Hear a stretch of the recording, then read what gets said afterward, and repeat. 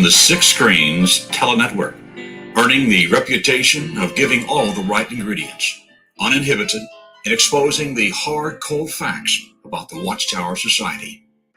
And now, in Disney. Well, hello everyone and welcome in. We have got a brand new program debuting here tonight on the Six Screens Telenetwork. Boy, I'll tell you what, you've heard this man. His name is Eric, and him and his wife had to move from New England, Rhode Island, down to Tennessee, Nashville, because of all the problems the Watchtower has created in his life. This man has got lots to talk about. It's a great name for a program, Red Pill from the Watchtower. Now, if taking the red pill has awakened you to the reality which you live, you can now take the journey toward understanding. Well, that's true. Many of us ex-witnesses, we had the red pill. We were in the Watchtower, and now we are in a journey of total understanding, right? The red pill became a popular phrase and signifies free thinking attitude and waking up from a life of sloth and ignorance. Well, didn't we all wake up from a life of sloth and ignorance? Red pills refer to the truth, no matter how gritty and painful it may be.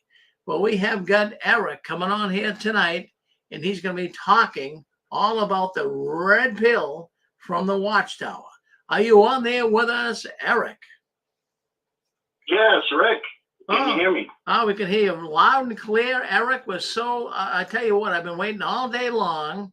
I've really been gearing up here tonight for your program, so we're looking forward to it. So you are on YouTube, you are on Facebook, you're on a number of platforms. So I'm going to kind of step away here and let you talk about what you want to talk about the red pill. Go ahead, Eric. All right, Rick. Well, thank you. I have to say, I was surprised for somebody who is a little older than me that knows exactly what I'm talking about. Because when you watch that movie and you connect things to life, you realize that you're seeking truth. And that's what the red pill is. And I thought it was appropriate. I don't know if it's the perfect name of the program, but I tried. But anyways, I thought I would start off by at least telling the audience who I am, so that I can have maybe if you would say a voice to the SJWs. I'm fourth generation born in Jehovah's Witness.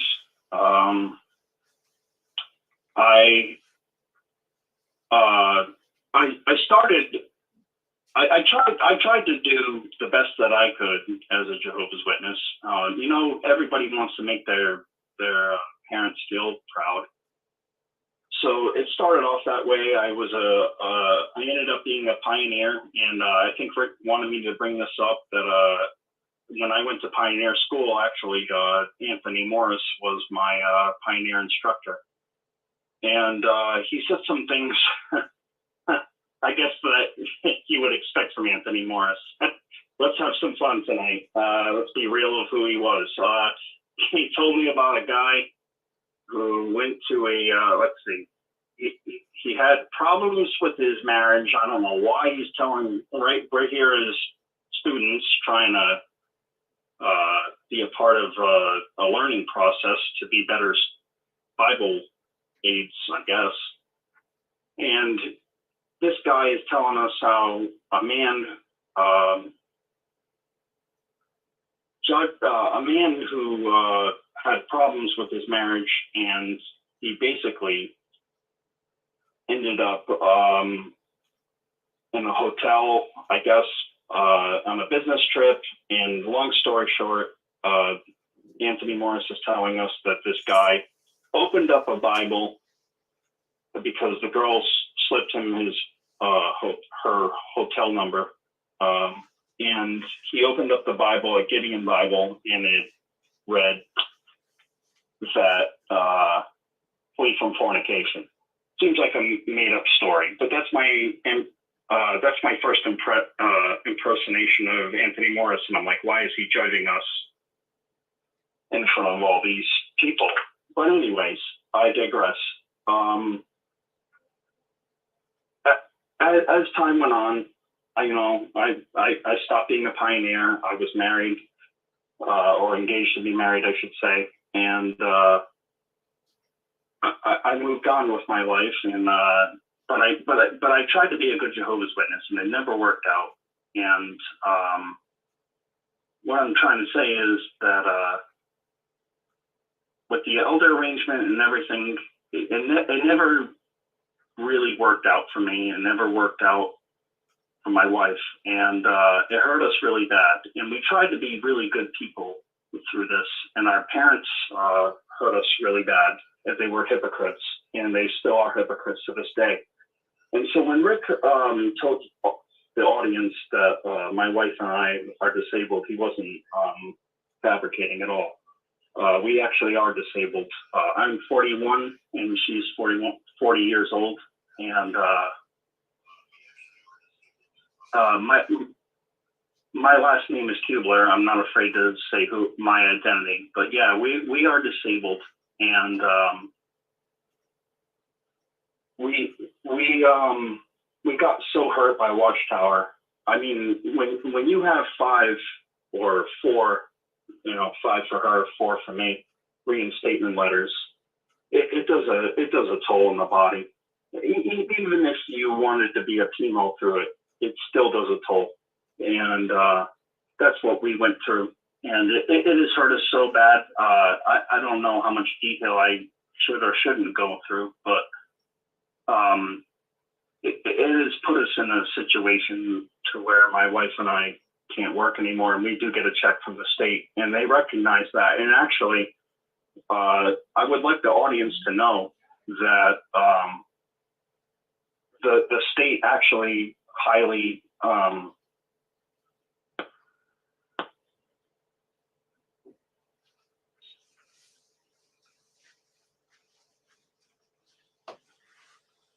Well, Eric, I don't know what happened here. We seem to be disconnected. I'm not sure. We cannot hear you. Okay. Hold on one second, folks. We're going to bring Eric back on. Our phone call goes off every 6 hours, so just stay with us. Eric will be right back on with us. Welcome into the live Six Screens conference calls. Eric will be right back on. Just give us a second. We'll get Eric right back with us. Yeah, what happens is our phone system goes off every 6 hours, and it happened to go off right now. So hang in here with us. Yeah. Just hang in. We hope you enjoy the programs tonight. You will now be placed into the conference. If you are the host, star please. Thank you. Well, there you go. So we got Eric coming in here very shortly, so stay with us. Not start because your storage is full. Okay, go ahead. Please log in and delete recordings or purchase more storage from your account. That also contributes to it too. But the reason why Watchtower disabled me was because my family basically will never speak to me ever again. They never will. I've asked them to. I mean, part of my disability is being so hurt from my own family and from Watchtower policies. I was born with hemophilia, and that came along with a price tag with hepatitis C or AIDS, and I didn't get AIDS, thank God. And then on top of that, I cannot blame my own alcoholism on Watchtower, but Watchtower was so hard to deal with that I did drink, and being somebody who shouldn't drink, it hurt me. And yes, I do blame Watchtower to a degree, but yes, I do blame myself too. I don't, I'm not ignorant to think that it's everybody else's fault, but Watchtower hurt my wife and I very bad. My wife tried to get reinstated, let's see, after 5 reinstatement letters, she tried to get reinstated with the elders, and she did get reinstated. And they said, don't tell anybody. And I told Rick about this, and I wasn't going to talk about it, but I am going to talk about it now. And what happened is they reinstated her, and then they said, don't tell anybody. So my wife didn't tell anybody. I think it was till Tuesday and Thursday, because we have 6 elders dealing with us, because we are from Rhode Island and Nashville. So when that happened, my wife got a phone call from her mother. Now, the only time that her and I get phone calls from our family is when someone died. So we're very freaked out, and she's freaked out, and she left a elaborate, detailed text message to my mother-in-law, not even knowing what the conversation was about. But somewhere in the conversation, she said that Jehovah was not happy with the governing body. And when that happened, the mother-in-law, took the text message and posted it to the elders and kept her from being reinstated. So this whole situation has been really hard on the both of us, and has caused disabilities, because you got to remember that, like, because of Watchtower's policies, they are hurting people so badly that they're turning their own parents and families against them. And that was my point of the story, sir. Hey, man. Hey, don't feel bad about taking disability. You paid in a whole bunch of money for that. You know, Watchtower Society isn't giving you nothing for what they paid in, or for what you paid in for them. I appreciate that, brother.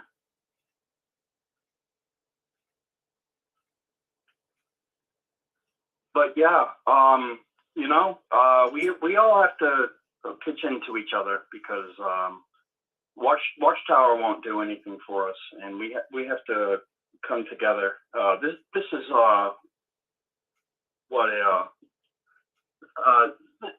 the camaraderie that we get from Rick's show is what matters, and from all, not just Rick shows, but anybody, you know, all the voices like yourself, sir. In my little twisted mind, when everything I heard about growing up, you know, it's just like, why plan for your future? I didn't have any savings. I worked my body to the bone, you know, and then when I could barely do anything, I'd go to the meetings, and then what they tell me? Pray. Praying doesn't work, man. When you're 60 years old, Leave it in Jehovah's hands, right? yeah, that works real good. It always hurt me when they say leave it in Jehovah's hands. It's like a cop-out, right? Doesn't it feel like it? Yeah. Like, Well, we don't know. We'll have to wait till the new system. Jehovah will straighten all that out. Hello, Eric? yes, sir. I mean, yes, ma'am. It's Susan. Hi, honey. Oh, hey, Susan. so- How are you? Yes, fine. I'm really enjoying hearing your situation about you and your wife. You know, whenever there's a problem, it was always pray more, study more, go out and service more. That was to solve whatever problem it had, fill in the blank. Whatever problem, fill in the blank. And that's so cruel to say something like that. Mm-hmm. Because, like, you haven't tried that already? I mean, that's the first thing you would do as a witness. So for them it's almost like an accusation. Well, you haven't prayed more. You haven't studied more. You haven't gone out and serviced more. But they really really don't want you to study the Bible more. They want you to study the Watchtower literature more, which is only going to drive you deeper into whatever situation is overcoming you, because those things never really help, because they're just platitudes. Oh, I agree with you. Praying doesn't work, man. You might as well be, sitting on a lawn chair, looking up at the sky in the middle of the night and make a big wish. I hope it goes this way, that way, and you might chant. It reminds me of chanting, the way they pray. Hey, brother, let's let Eric tell his story, okay? I mean, the poor guy's coming on here tonight. He's got his program. It's his program. So go ahead, let Eric talk. Go ahead, Eric. Oh, well, thanks, Rick. All I wanted to get at too is, and thank you for all the audience and Susan for talking, because I'm kind of a shy person, but what I really want to drive home to the audience is that I gave Watchtower everything. I really did. My wife and I did. We gave them everything that we possibly could. And I know a lot of other people out there did too. We tried. We tried this. This didn't work for us, right? How many people out there, I'm sure, that have stories? One of the topics that I'd like to discuss tonight is the elder arrangement. Did it ever work for you? And I would like to start off by saying, for me personally, I had two elders that were so cool. Really, really cool, man. And I know that's not the coolest thing to say maybe on an apostate program, but no, these guys were really good guys to me. But two things changed about these men.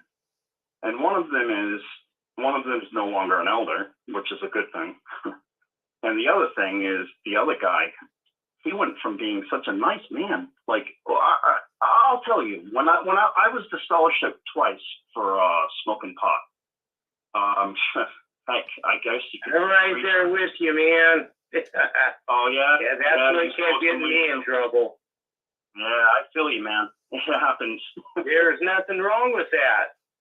No, there isn't. In fact, God says, in a way about the seed, right? Everything good from seed is good from God. I don't know. I can't quote the scriptures very well.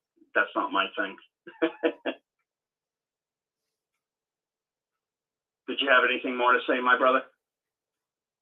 Well, I always had a problem thinking demons were surrounding me because I smoked.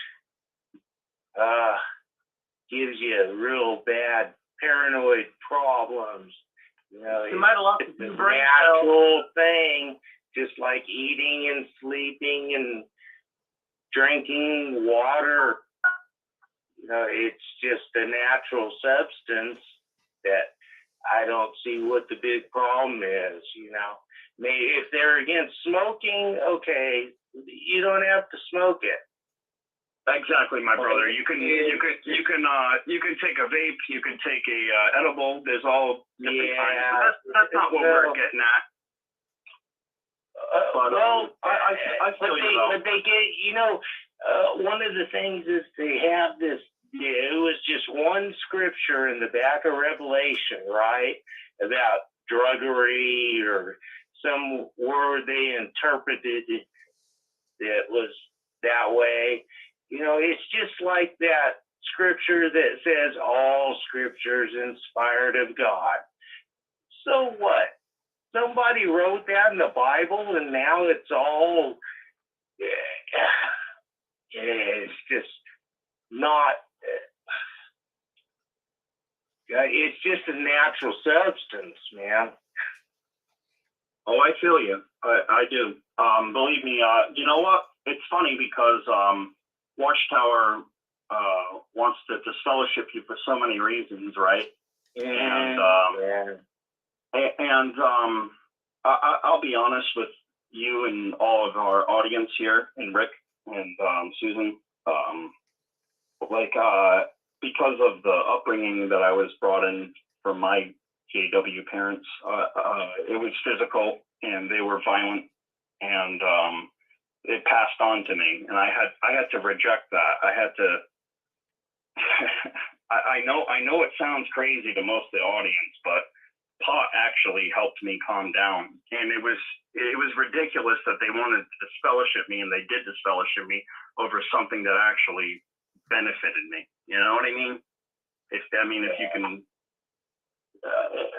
just to be honest, I'm not an advocate for drugs or anything, but what's their policy about marijuana now? You can have. I haven't really been keeping up on that, but I didn't agree with it 30 years ago. Because of the judicial pretty sure I don't agree with it now. Because of the judicial committees that I've had, I actually know that you can have it with a prescription edibly and still be. Oh, really? Yeah. That's cool. Maybe I'll go back. The reason why I didn't get reinstated,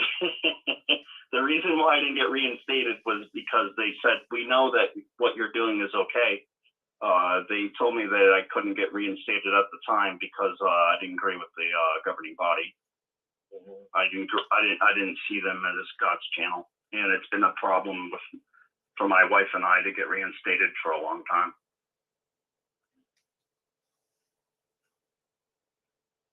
But what about you, sir? I'll have to look up their policies on marijuana. Yeah. There's a video with Jade and Nita. Have you seen that? No, I haven't.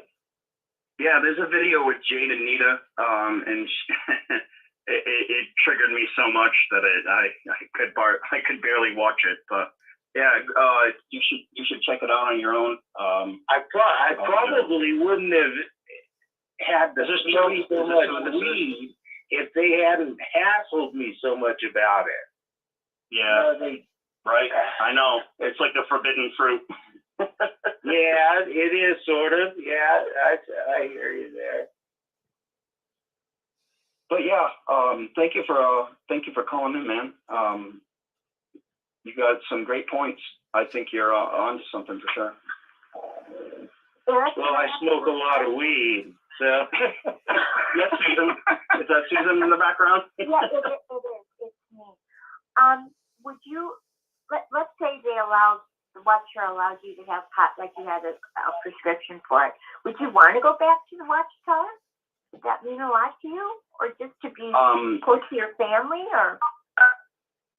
All right, yeah, to answer your question fairly, Susan, my wife and I both tried to be chemos at one point.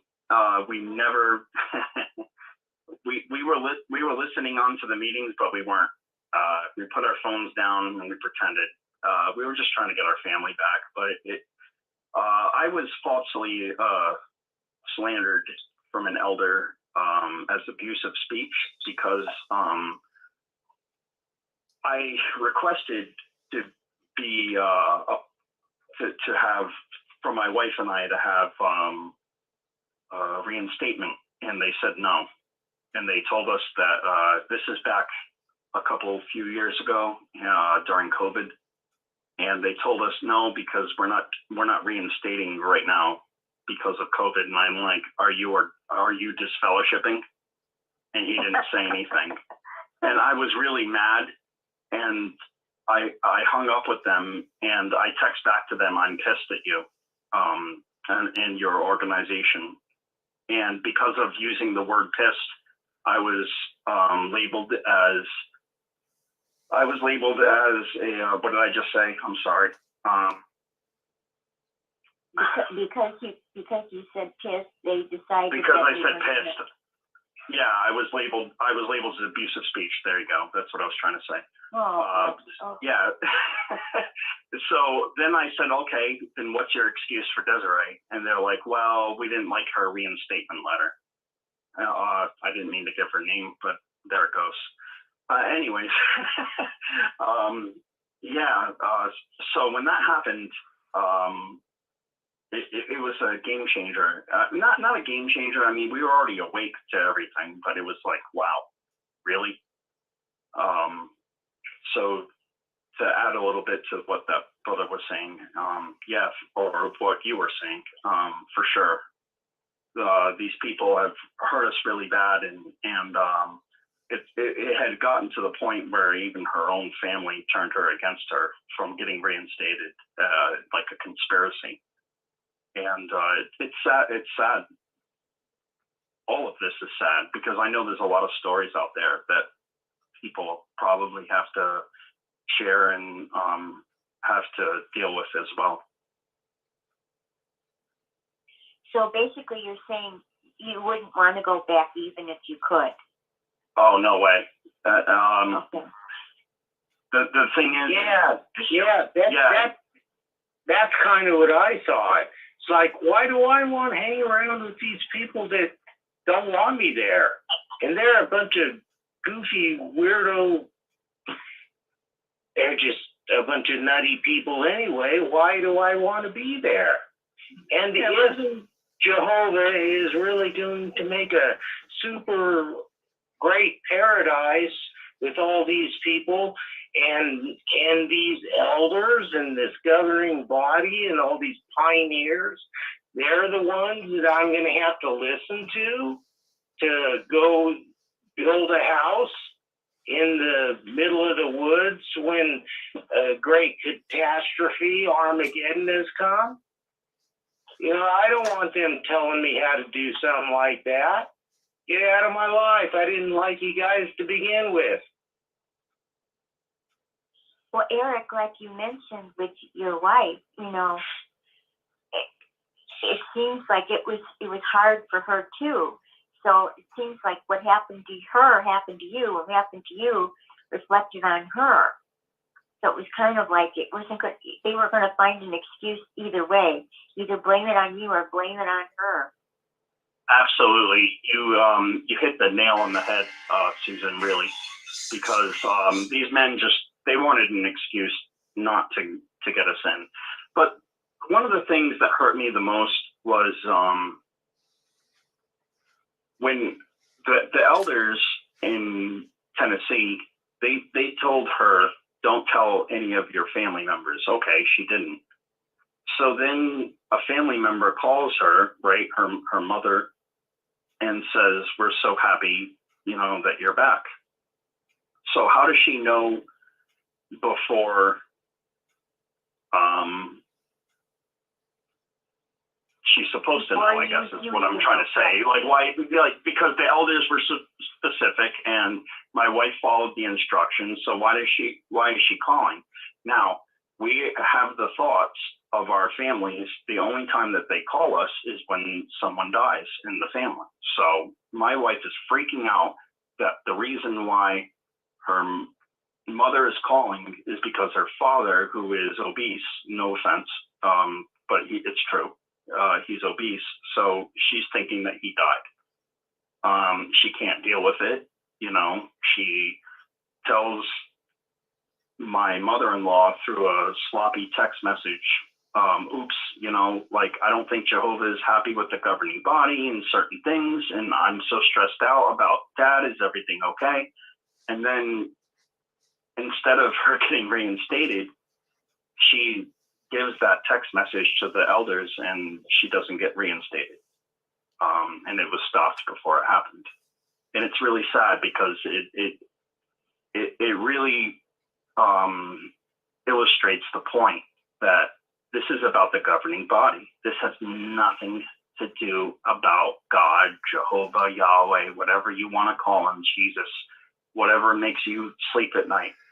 This has nothing to do about God. This has everything to do about worship Watchtower, and it's gross.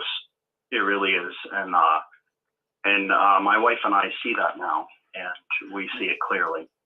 Are you saying there was no privacy with the phone call? No, there was no privacy with the text message. Not a phone call, well, text message. How did the elders get the text message? The mother-in-law copied and pasted it to the elders. That's crazy sad. I'm sorry. Yeah, Wow. it is. But I'm, yeah, if anybody has any questions, please. But yeah, that's exactly what happened. And when it happened, I looked at my wife and I'm like, wow, our parents are traitors. It's a hard pill to swallow, right?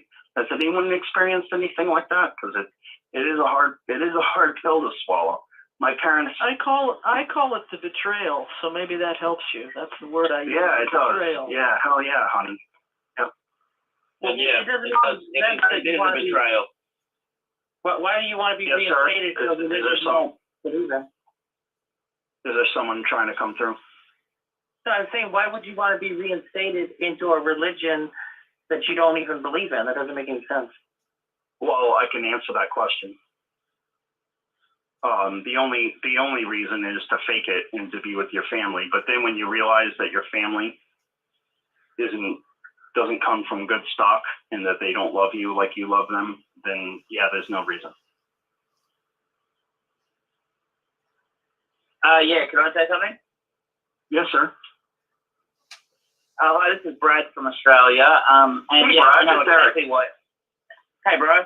I know exactly what you're referring to when it comes to that betrayal of your parents. There's certain things that you think will trump when you're after leaving Jehovah's Witnesses. There's certain things that you think will just automatically trump the religion or the organization, and it turns out that they don't trump those things at all. So what I'm referring to is my brother was sexually abused within the organization. And when I confronted my parents on it, that's the moment that you're having. That's when it happened for me, is then they didn't seem to care at all. You know, it was all about not protecting my brother or getting justice or removing a pedophile from a congregation. It was all about protecting Jehovah's name and the reputation of Jehovah's name, and, you know, every excuse to not do anything about the abuse of their own son. And that to me is exactly what you're talking about, that crazy betrayal feeling like that. You know, I always thought that I had some sort of loyalty with my family that would trump anything. You know, trump, if it came to life and death, it would trump something like religion. It would trump, you know, that sort of thing. But when you find out that it doesn't, that's a hard pill to swallow, if that makes sense. You know, my brother, you hit every you hit it on the nail. You know, the hammer on the nail. Yeah. I mean, for real. Yeah, I totally agree with you. I mean, it's like we're pioneers for pain. You know. Yeah. We tried our hardest. Yeah, go ahead. When I found out my parents didn't care, it was like, okay, what's my next port of call? My next port of call is my oldest brother, who's like your big brother. You know, that he's older than the one that was abused and me. So it's like, okay, man, I need you now. You're my older brother. Now we need to fight to this. And it was exactly the same response. And when you realize that, like, that there's no loyalty to family whatsoever, you get left in a pretty empty feeling place until, I guess, you realize that you can make your own family. And that's what I've been doing since leaving. And the family I've made is so much more loyal, so much more loving, and care about me so much more than the family I was given. I completely agree with you, my man. Yeah, for sure. I mean, aren't we so much better of a person when we, you know, I tried to think of a theme for the Tonight Show, and red pill from Watchtower is what I came up with, because doesn't it feel good to take that pill? I mean, it hurts. It hurts. It hurts bad at first, but like then you feel almost like Neo. You feel like that guy from the Matrix. You feel like you see everything in code. Go ahead. I totally agree with you. It is like that. I think I've seen this red pill analogy used in lots of places, but I think this one matches the best, because as a Jehovah's Witness, you have this reality that's just not true. You think it is, you think it matters, and it doesn't. And then when you finally wake up and you realize, oh shit, there's a real world and I'm not prepared for this at all, it does feel like you're thrown out of the matrix or out of what you thought into the real world. I think that analogy is a good one, definitely. Oh yeah, thank you, man. Yeah, I tried to come up with something. You know what? I just want to say this about Australian people, and so I got your attention. Australian people. Oh, all right. Well, a lot of people don't really know what probably Myers-Briggs is. MYER, and then Briggs, BRIGGS. What it is, it's a personality website, and it breaks people down of who they are. Like what your first four functions are the most strongly, like extroverted sensing and etc. If I was to say that Australians were a certain personality type, I would say ESTP, and that might not be mean anything to the audience or to you, but what that means to me is a straight shooter. I love Australians. You people are beautiful, even in the news. I look to your news more than my own American news. You know.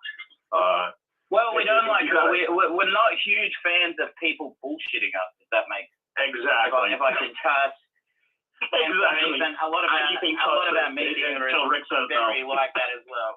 They're like, "Whoa, look at this dickhead! This guy, this is our news. Whoa, this dickhead just shot someone. That was shit." And like it's everything is just straight. We don't like bullshitting each other. We don't like bullshitting, the world or anything like that. So I like Australians for the same reason, actually. And I'm not Australian. I'm from New Zealand originally, but I've always found Australians very, very welcoming. There's my bad. There is I thought you were from Australia.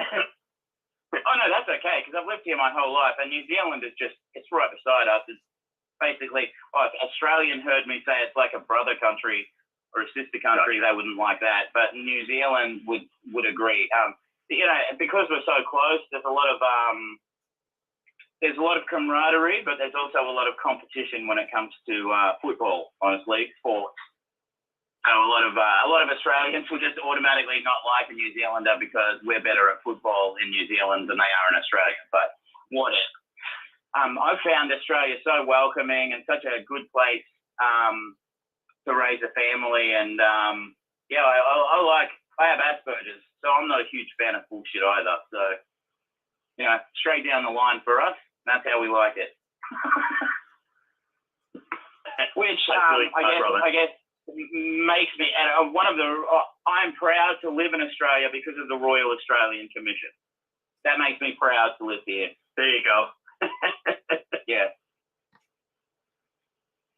Well, thank you. I agree. I agree with you on that Australians are straight shooters, and New Zealanders are as well. And we like it that way. At the moment, no offense, but at the moment, a lot of us are talking about how crazy America is. Well, yeah. Look at our president, right? No offense. Yeah. No. There's no offense taken. I'm not happy with the president's situation. I mean, we're a laughing stock, right? A little bit. Yeah, a lot. I mean, it wasn't like I remember in the 90s. In the 90s, it was like, we want to be like America. This is as Australian. We're like, we want to be like America. America is amazing. And now it's like, oh, thank God we didn't do any of that shit. Woohoo!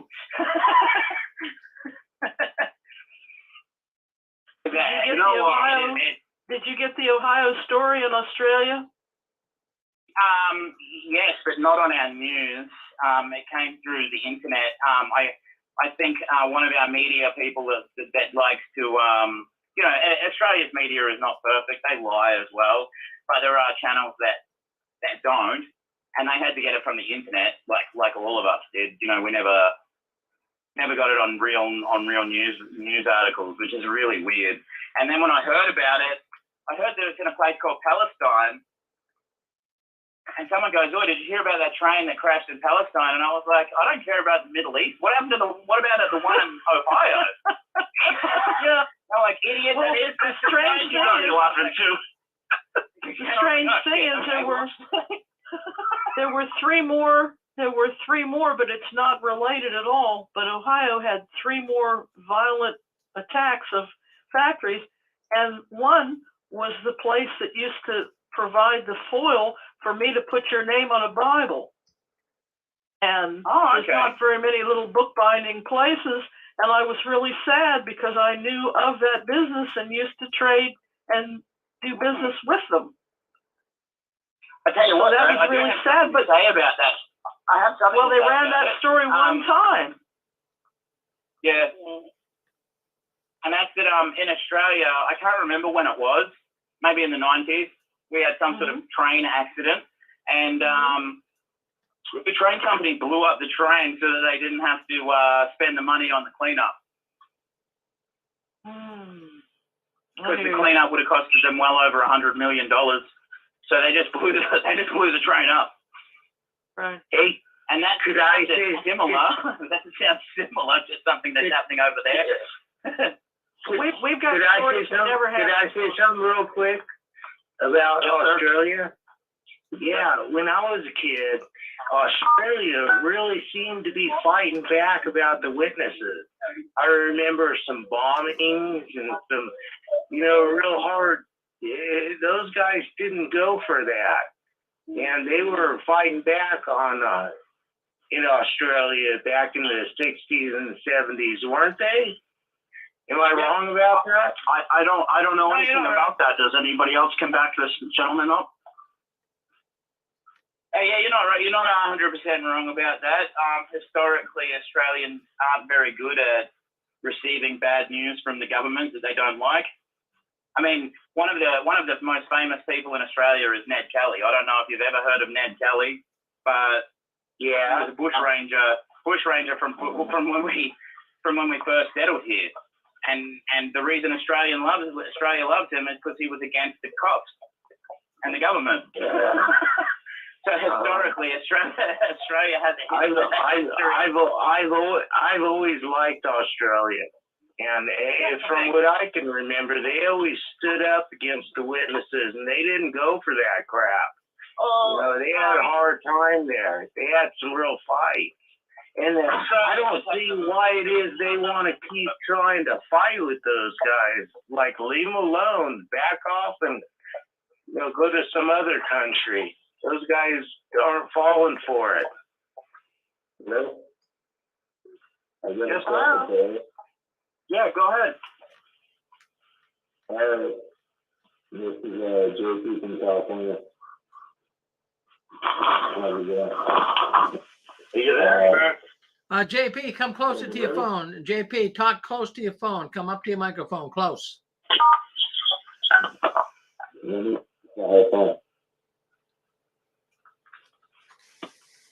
We need you to come closer. We can't hear you that well, JP. Come closer to the phone. Can you hear me now? That's better. Yeah, we can hear you. Okay, sorry about that. I have my headphones on. Hello, Eric. This is JP from California. Hey, buddy. How's it going? Yeah, I was wondering, I missed the first part of the show when you first started, but I was first wondering,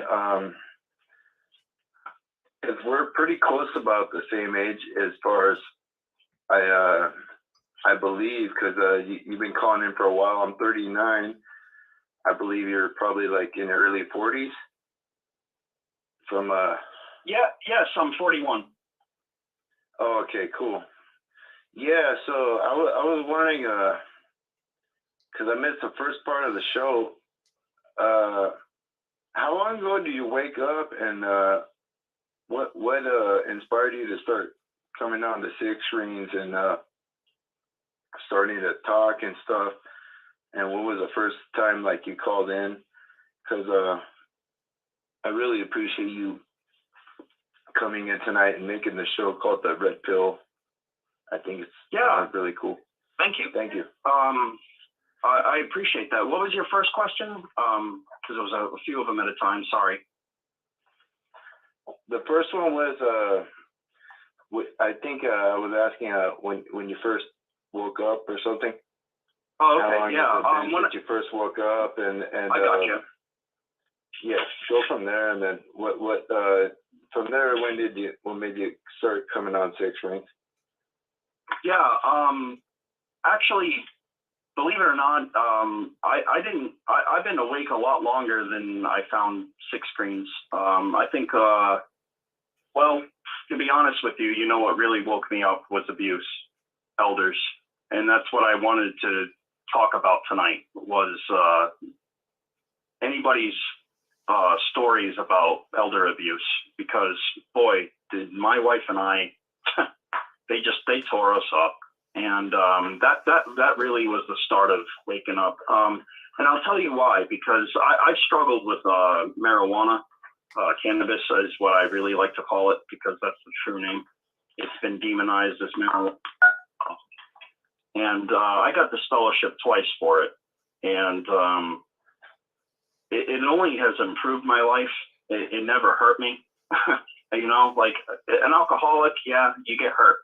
But it just does. It's not the same for somebody who partakes in that certain substance. And I digress. This is that's up for debate.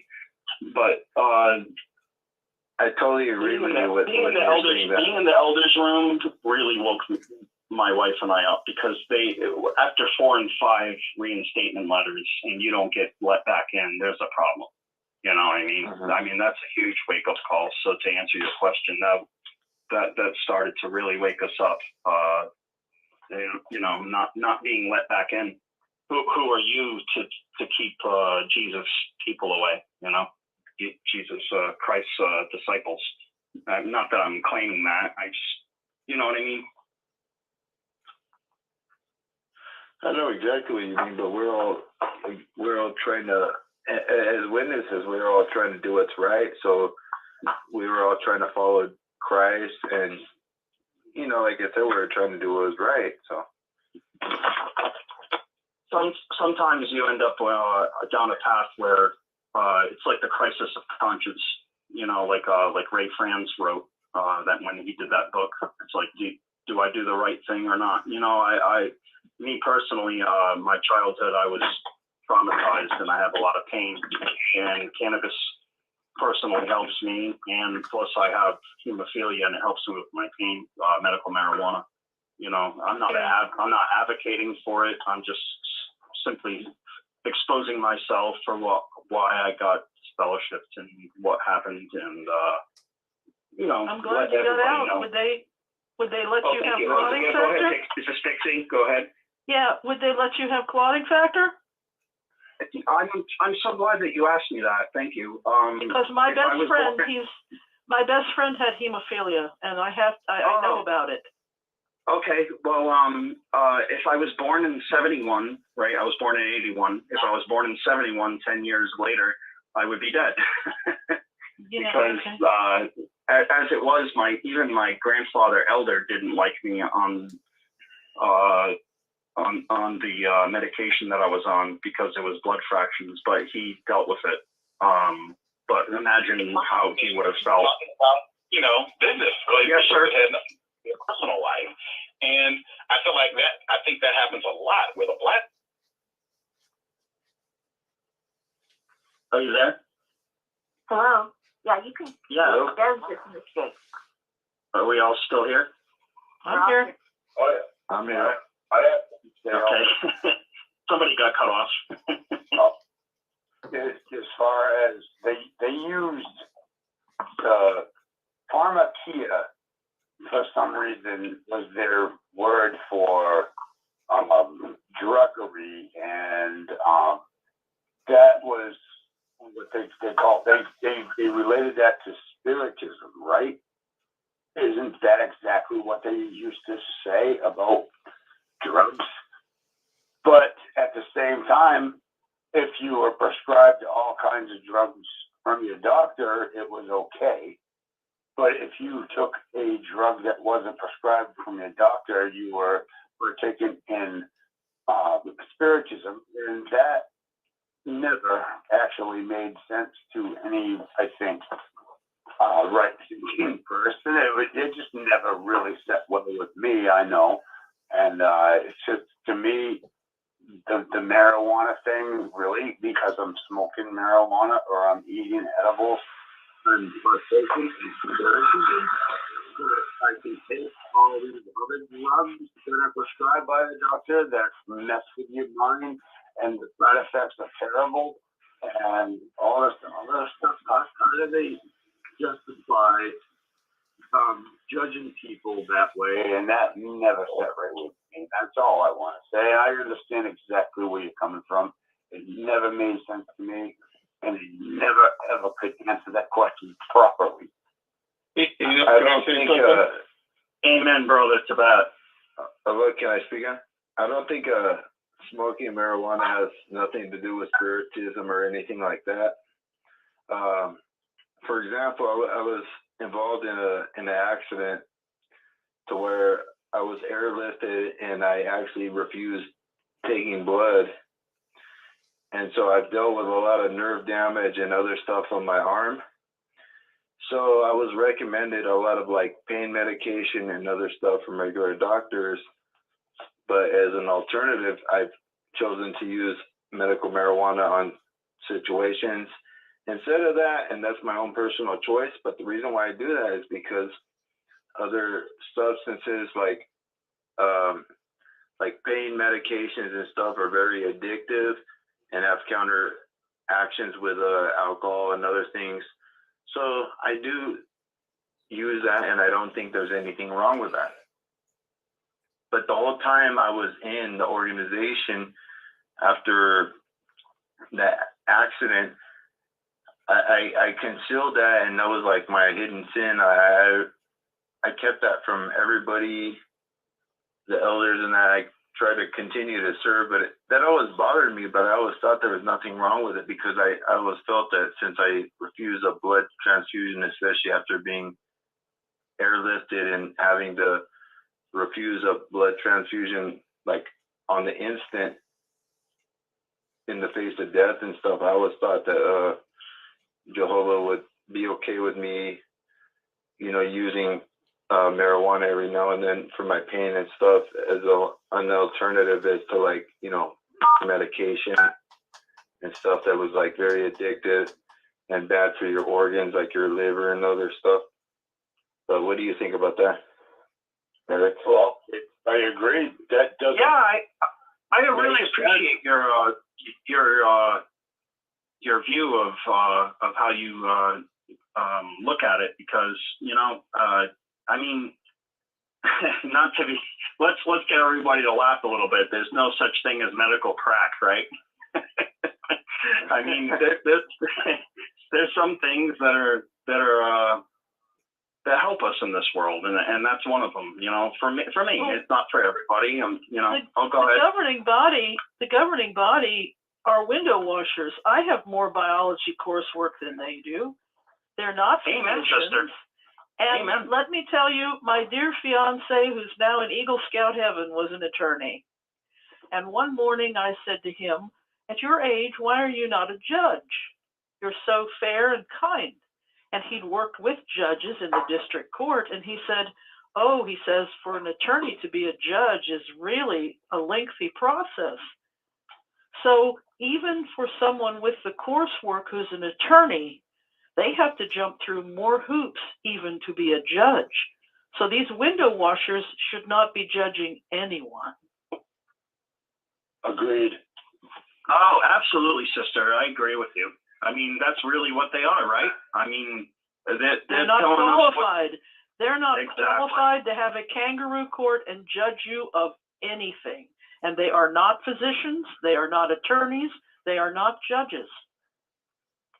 But Pixie, what do they get off on, Pixie? They get off on right? Power. Exactly. Exactly. And Jehovah's a bad boyfriend. We know this. Jehovah's a bad boyfriend. And my mother, at the age of 100, when the sister tried to extort our house, my mother says, "Depart from me, you worker of iniquity. I knew you not." And the sister tried again, and she says, "Well, don't you want to give your house to Christ's brothers?" And she looked right at her, and she says, "Christ's brother was James." Wow. So as long as we know that Christ's brother was James, these people have no authority. And they don't. talk more about what Pixie was saying. Was I allowed most of my pain management to be defined on what I thought, plumbers or house cleaners were judging me on, as opposed to what doctors were recommending me and what was best for my health. Because I was so worried about these men were going to judge me as I was smoking or eating a little bit of marijuana to manage my pain, as opposed to taking some kind of a chemical or pain medication or something. Like, what does it even matter, But I was so worried about these men managing my pain and whether this was acceptable or that was unacceptable. But now that I look at it, it's just quite ridiculous now. Sir, if I could go along with what you're saying, someone who's suffered with pain his whole life, when the doctor has prescribed me Percocets, like oxycodone, it's a joke. It's a straight up drug, And when you compare, I mean, really, it can kill you, but that's the worst.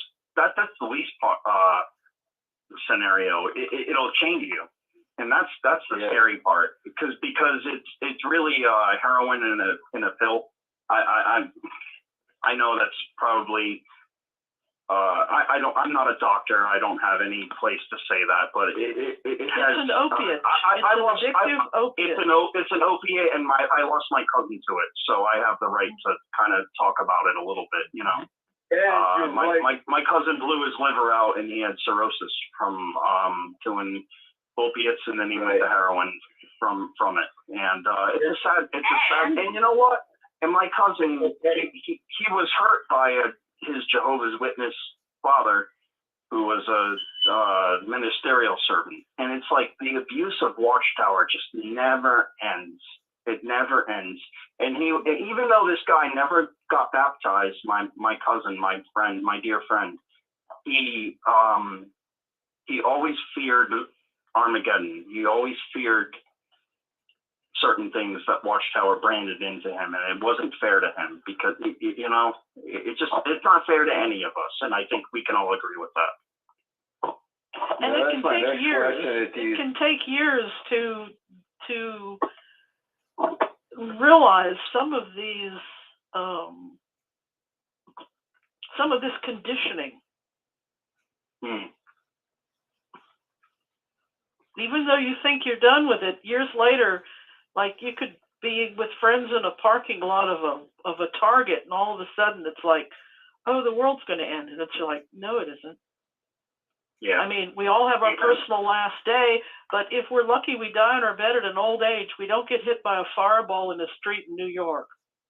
Yeah, well, they don't have the right to say that because you're prescribed this dangerous drug that is habit forming and can cause all this terrible danger to your bodies, that's okay. But because you decide that you want to smoke marijuana or eat an edible to do and to maintain your pain, they have no right to say that is wrong, because we are telling you that's spiritism, druggery. But if your doctor prescribes it, regardless of how bad it is, it's okay. That is pathetic, and it's just as if it's the exact same thing with a blood transfusion, and when they prohibited transplants and all of that.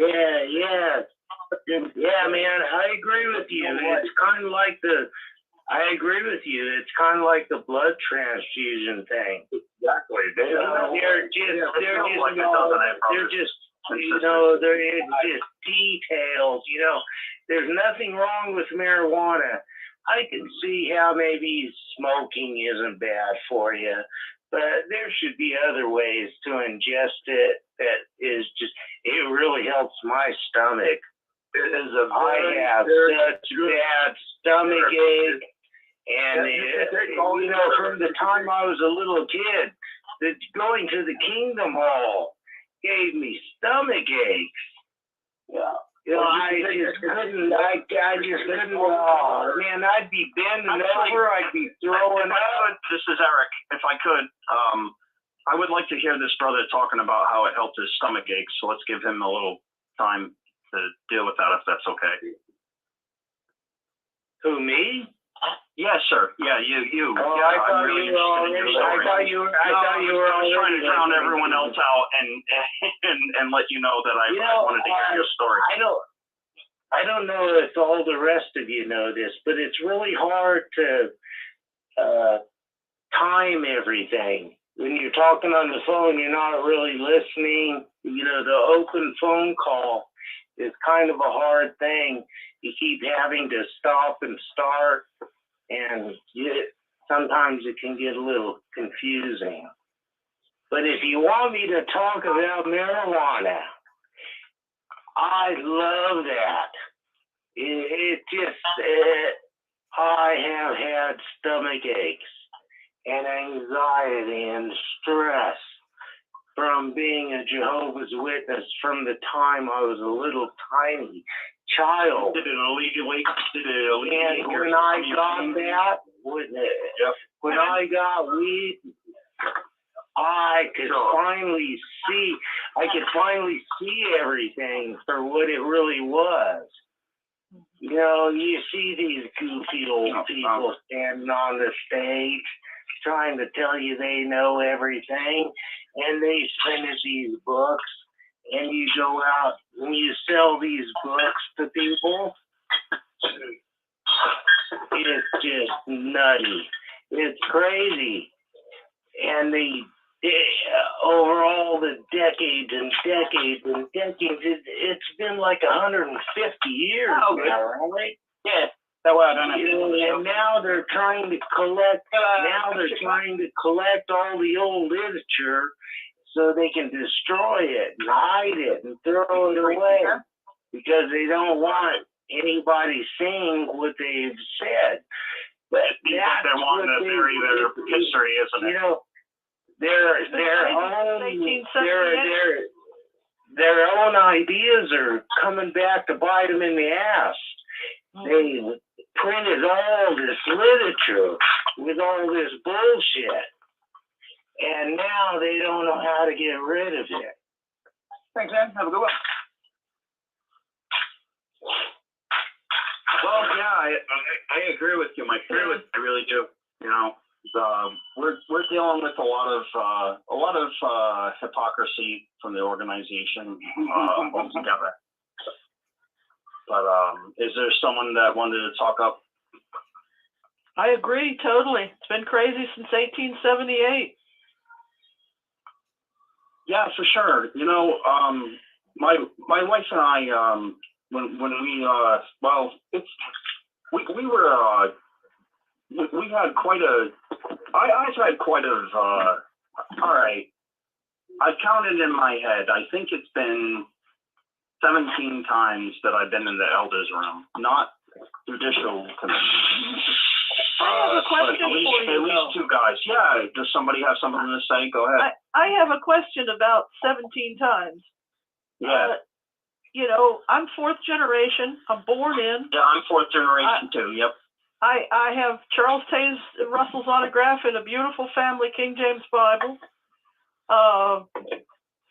I spent a whole year here telling about my various family things. It's been helpful to me. But the younger people, and you would be that, they feel a need to confess to the elders. In the old days, there wasn't so much of a privacy problem. They did start getting into people's bedrooms. They did start asking more questions. They do go by in their car and see who's in your driveway now. It's gotten less privacy. They wouldn't let me leave. They put ants in my mailbox.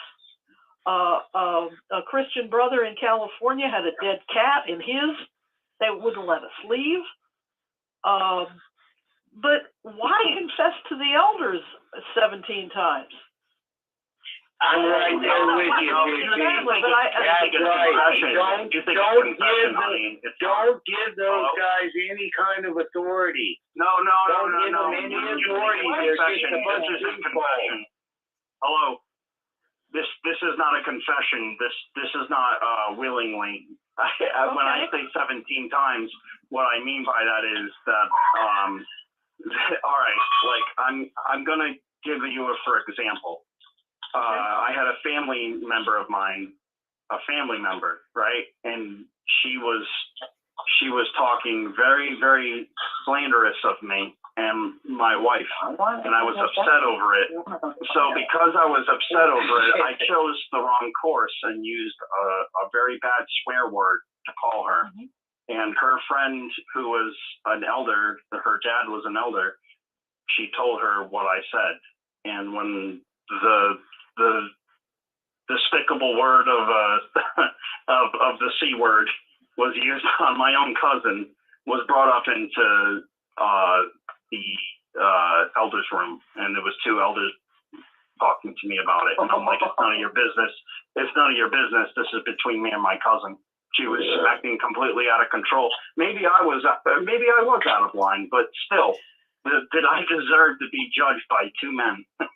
Well, it was in poor taste, but it's not illegal to use that word. These guys are nothing but a bunch of perverts that want to listen to all the gossip going around town.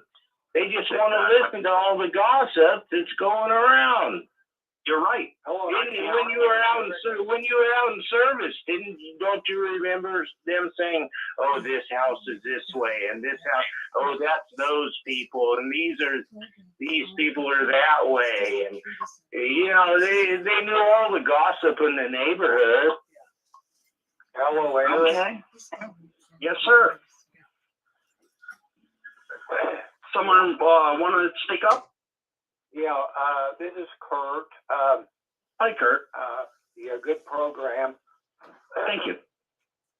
I wanted to mention something. I think you guys already know this.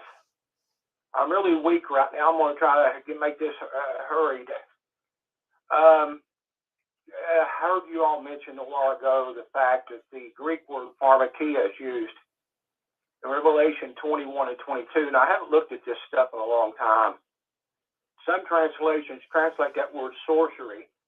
And I think the 2013 spiritism, I think, is what they translate in the New World. Oh boy, I'm about out of breath. Anyway, the thinking is with sorcery, it's mixing up potions in different ways back and through history. That's mind altering. So they would transfer that to mind altering drugs. Yeah, I heard that when I was a kid too. Yeah, now I don't know how accurate it is. I'd like to hear the gentleman speak if you could let him go, because he's making a good point. You can continue, gentlemen. Yeah, I'm about done. I'm thinking that what we have here would be in our day, this sorcery that's translated from pharmakia, or it would be drugs that would, in our day, would be drugs that would be mind altering. So that could be a lot of things. That could be a strong pain pill, or whatever. I don't know enough about marijuana to know if it affects alters your brain chemistry in any way. I really haven't looked into it. And I had two sons used to grow marijuana. I didn't know it at the time. They done it for quite a long time back in the mountains. A long story, bore you to death. But anyway, they got on all kinds of drugs, not only marijuana, but a lot of other things. They experimented with a lot of drugs, anything they could get their hands on, and it caused them a lot of problems. But anyway, enough of that. I just thought I'd chime in. It's a good program. That's a historic use of the word. That's correct. It's a correct historic use of the word, yes. Yeah. Thank you, Pixie. But anyway, I'm going to. No, Pixie is correct on that, and both you all are. For sure, Pharmacia is definitely. I'm not judging what you guys are saying or anything. Oh, no, it's okay. But the elders are not pharmacists. I'm okay with opposed to feelings. Today's pharmacist and today's physician could make a legal determination. Kurt, today's pharmacist could make a legal determination with the doctor. Should we give the patient the hard opiate or the lesser marijuana chewable? And many doctors would say the lesser drug for the pain, and that would be within the legal purview of the pharmacy industry. Absolutely. But a pharmacist will tell you that the word pharmacy comes from pharmakia. That's correct. Greek. Okay. Is someone trying to come through? Let's let this sir come through. Yeah, I'm gonna go back to mute. Thank you, Eric. And thank you, sir. I'm so appreciative of you calling through. Have a good night, sir. Thank you. Yeah. Okay, well, why don't we do this? All you guys all around the world, we all get together and we start a coalition against the Watchtower, exposing them on news channels and stuff like this. And keep doing this until we put them out of business. Number one, in the United States, we have a coalition right now that I helped start. I have something to say. Yeah, brother, I have to totally agree with you. Yeah, I think you're on a good point. Because I am tired. I have watched the Watchtower. I'm not a witness. I have my wife's side of the family are all Jehovah's Witnesses. I watched them go through all kinds of hate, guilt, shame, wanting to do evil things in front of me. And they wanted me to get involved with them, and I told them to jump in a lake. And I've watched my father-in-law come from one state to another and watched him get reinstated. But he had to get reinstated, and he had to pay $150 every month until he was dead. And I got pissed off at that. I went and asked the guy that was over top of him what in the hell their problem was that day. Telling my father that they had to give them $150 every month to be reinstated. I put the hammer down. I'm not a Jehovah's Witness. I'm a Christian. I've never got into the Watchtower, but I've listened to the horror stories. I've seen the horror stories. I've seen other things happen in family members and destroyed most of his family. So I said what I said because I want to stop these people in their tracks. The United States is caught up to their horror stories and everything. Eventually, I hope in the next couple of years, this is going to come to a screeching halt. Hello, sir. I just wanted to ask you, did the elders personally hurt you? I have some kind of way. What did you say? Oh, I was just asking if the elders that you've ever dealt with, if they've ever affected you in some kind of way or hurt you in some kind of way. I'm not a Jehovah's Witness. Never been. Oh, you're not a Jehovah's Witness. I heard that. David is saying that they tried to extort money from his father-in-law and did get $150 a month. Right. And what I did is I put my foot up the rear end and said, "You're not going to get no more money from my father-in-law." Wow. So you had to step in. Yes, I stepped in. Well, I mean, you had to. You were for like. No. They put you in a position. They put you in a position. I meant. What?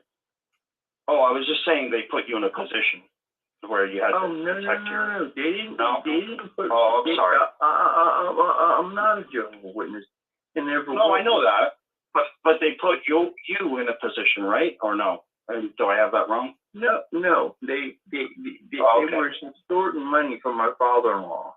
Well, yeah, that's what I meant. Like they put you in a position. I wasn't going to let that it's your family. That's your family. It's my wife's side of the family. It's still your family, right? I mean, I don't know. I consider. Yeah. I mean, I wasn't going to let it happen anymore. I went and I went and told them, and I made sure that they couldn't get any more money from him. And I said, if he asked his wife, I will put the hammer down on you, and we will go. You will all end up in jail in this place. I didn't play no games that day. They thought they were going to get over on him again. They disfellowshipped this man for being obese and smoking. And I said to this man before he died, I said, you know, these people took money from you, made you feel ashamed about your own body and the way you are, and the way your other family members were, and made you, your wife, the head of the household. And she's not the head of the household. A man is. Can I ask you a question, brother? Like, just so we can get the audience, make sure that we got this right. David. Oh, David. David, was did I get this right? Your father-in-law or was obese and you got the scholarship for it? Was that right? Yes, he got. He's obese. He was obese. But that almost never happens in the organization. I'm not doubting it. I'm just. It is a disfellowshipping event. You can look it up in their book and their secret elder book, and it is disfellowshipping offense. But it does. The guy that disfellowshipped me was obese, and I find that funny. Not funny. It's not funny, but yeah, you know what I mean. You know what I mean? The irony. The point of it is I got married into a really big family. Okay, really big family. 36 people in one. 12 on her mother's side and 12 on her father's side. Sure. And then 12 from their 12 kids that they had. And then on top of all this, these people tried to get me to come in and be with them.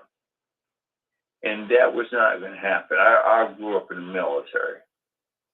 And I'm not going to fall for baloney crap. And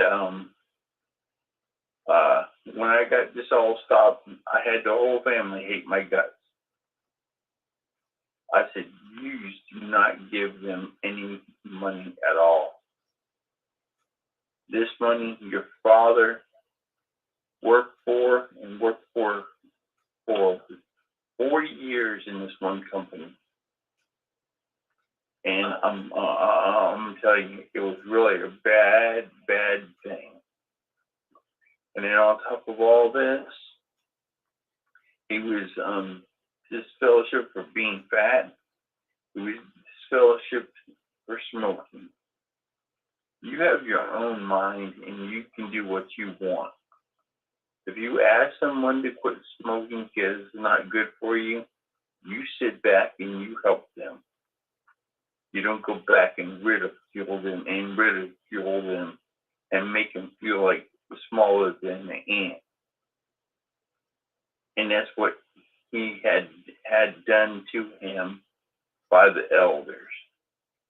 When they So you have to give $150 to be reinstated?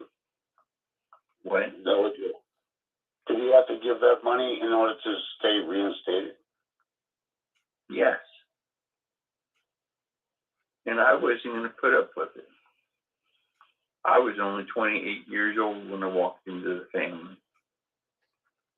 But he never thought that I would stick up for him or stick up for his family members. Nepotism is a huge thing in Watchtower. It's where I'm from in Rhode Island. It's like the good old boys club. You know, if you're good in with certain people, certain transgressions get tucked aside. I don't know if any of you have experienced that at all. Not always. Not always. I know. No, not always for sure. That's why it's called the good old boys club. The good old boys club. You gotta be in the club. Well, even if you're in the club, if they want you out, they'll find a way. They will push you out. You're right. Yep. If you give them money, though, you can get away with stuff. I believe yeah, that.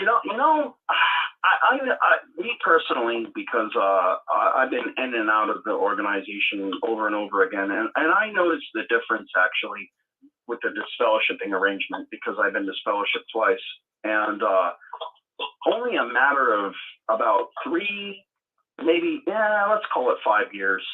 Only a matter of 5 years went by, and it completely changed.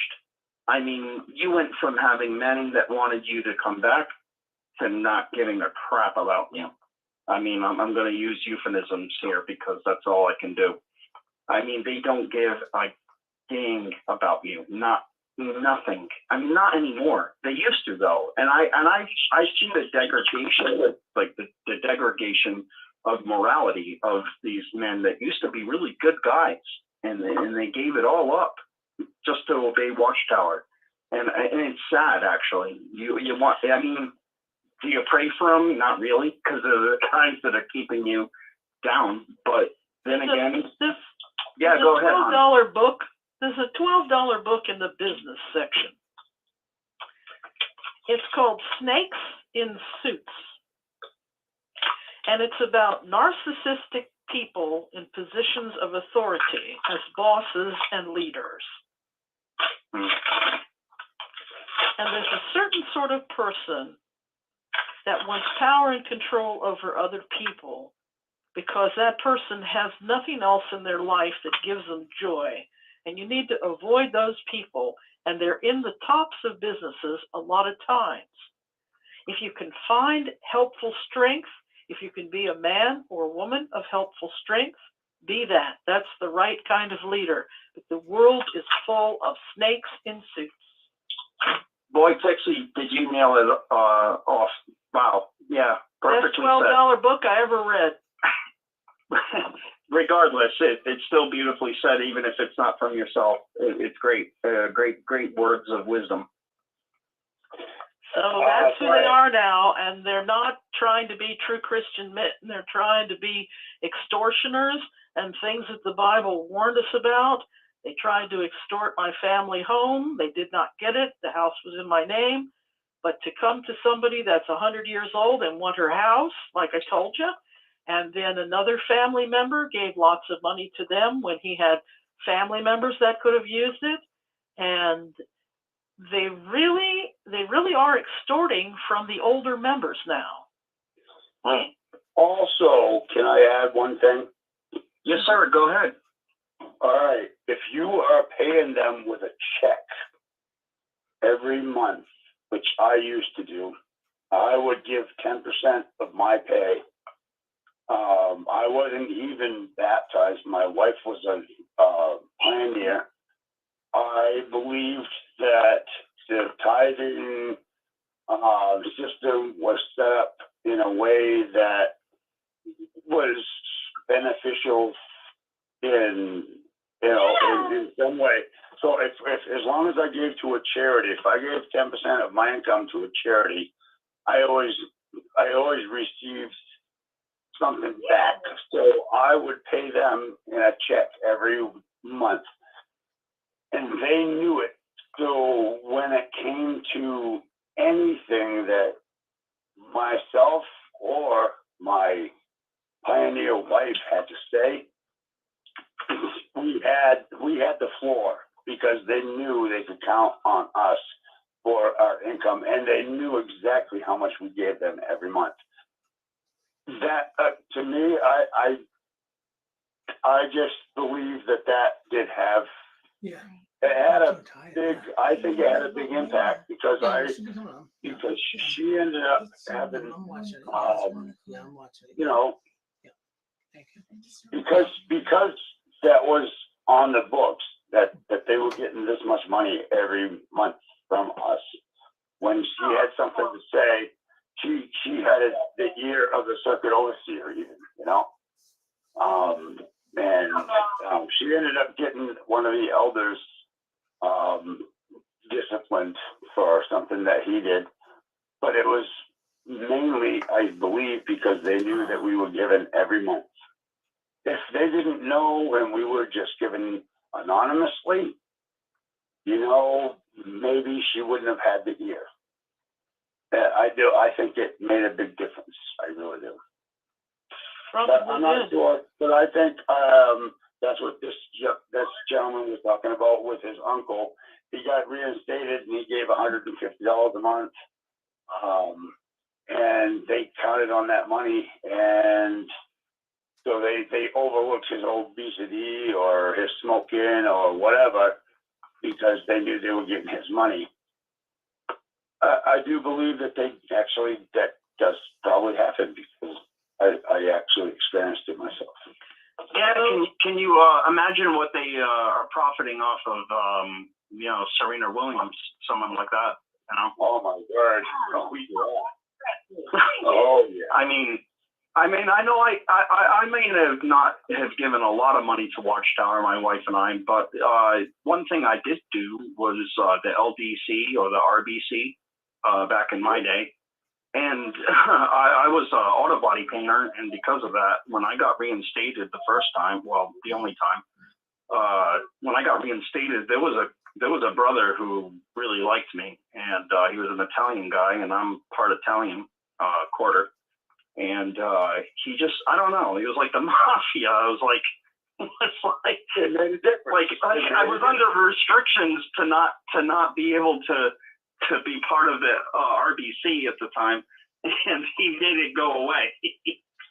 Right. And because I had skills, and he knew that, and in fairness, it was about over my what do you call it? My tribulation or whatever you'll call it. My period was over. No, but my 6 months was over, and he was like, "Listen, we need this guy." And you know what? He ended up. I want to tell this story about this guy, about this elder, because he's the coolest elder I have ever met. He's a what do you call it? Recovering alcoholic like myself. I'm still battling it. But he was a recovering alcoholic, and we were going and going and going. We were doing doors for a project for some Kingdom Hall, and it was just the two of us. And I go, "Danny, I can't go another minute without eating." And he goes, "Oh my God, it's been 12 hours." And he took me to the nicest Italian restaurant around the corner where we lived in New England. And he doesn't drink, and we got a bottle of wine. We split it, and it was the greatest experience of my life. So, you know, I can't always say that Watchtower was bad, but we thought we were doing something good, you know, for something, and it's awesome. But it was a good experience, and we had you know, he taught me something. He taught me a lot of things. He told me my grandfather, who was an elder, he said your grandfather's lazy. I'm like, it hit me on my ass. I'm like, wow. The guy was right. You know, sometimes you got to treasure the people that you come across from Watchtower. You get some characters, and sometimes they mean well. The leadership is the big culprits. They're the ones damaging everybody. They're the ones damning everybody. He was an elder, and he got removed as an elder. You know why? and I'm going to use foul language. Sorry, audience. He had a guy who was another elder that needed a job, and he kept on him. And he said, what can I do to help? He said, nothing, go away. This guy's a master carpenter. You don't understand. Like, just me, myself, being able to work with him was an honor. he has like a list of who can work with him and not. No inexperienced people can work with this man. He deals with guys like high clientele who pay a lot of money. He can't have just nobody. So anyways, this guy is busting his beans, and he goes, go away. And then the guy won't stop. And he told me the story, and he said, Eric, I had to tell him in the only way he could understand. I said, get the fuck out of here. And he got removed as an elder for saying that, you know. And he was a really good. If there's any elder that I could ever like, it was this guy. And it's a shame that happens, and it's a shame that it happens to our society. You know, where we're kept down. You know, he didn't do anything wrong. He was protecting his livelihood. He was protecting his name. You know. That's all I was trying to say. Hey, Eric, this is Rick. Sorry, Rick. This is Rick coming in here. We got the Pasta Babe. Her program's coming up, so we're gonna wrap this up. Take about 2 more minutes, and we'll wrap the program up. Okay? Yeah. If anybody has anything else to say, you know, can I add something to that? Yeah, go ahead, brother. Okay. So what you were saying about this elder that got removed. All right. Well, because I and my ex-wife now, he was a pioneer. We donated money every month, and it was on the books, so they knew that we gave, you know, a certain amount every month. And she had an issue, and with one of the elders, and what the elder was guilty of, all he was guilty of is he had convinced her that we shouldn't have kids before the end of the system because, we should wait until the new system, and it's right around the corner. So she convinced me to go and get a vasectomy. So I had a doctor's appointment for a vasectomy, and then all of a sudden an article comes out in the Watchtower that 2 days before my appointment, and it says if you choose to have a vasectomy now, you may not be able to have children in the new system. And she freaked out about that. And so because, you know, it was an elder who was convincing us that was our best course of action, not to have kids now. So she wrote letters to the society and to the circuit overseer, and next thing you know, this elder who was studying with her and brought her into the truth, supposedly, and he was a pioneer, and he was an elder, and he was the best teacher I ever knew, and the most sincere person I ever knew that was a witness. He was just top of the line, just Mr. Friggin' nice guy. I friggin' loved him and his wife, and they ended up having a kid, and it was not on purpose. And he used to say, "Oh, if I could, I would put him back inside of her until the new system," and stupid shit like that, because he believed that he didn't want to bring his kid up to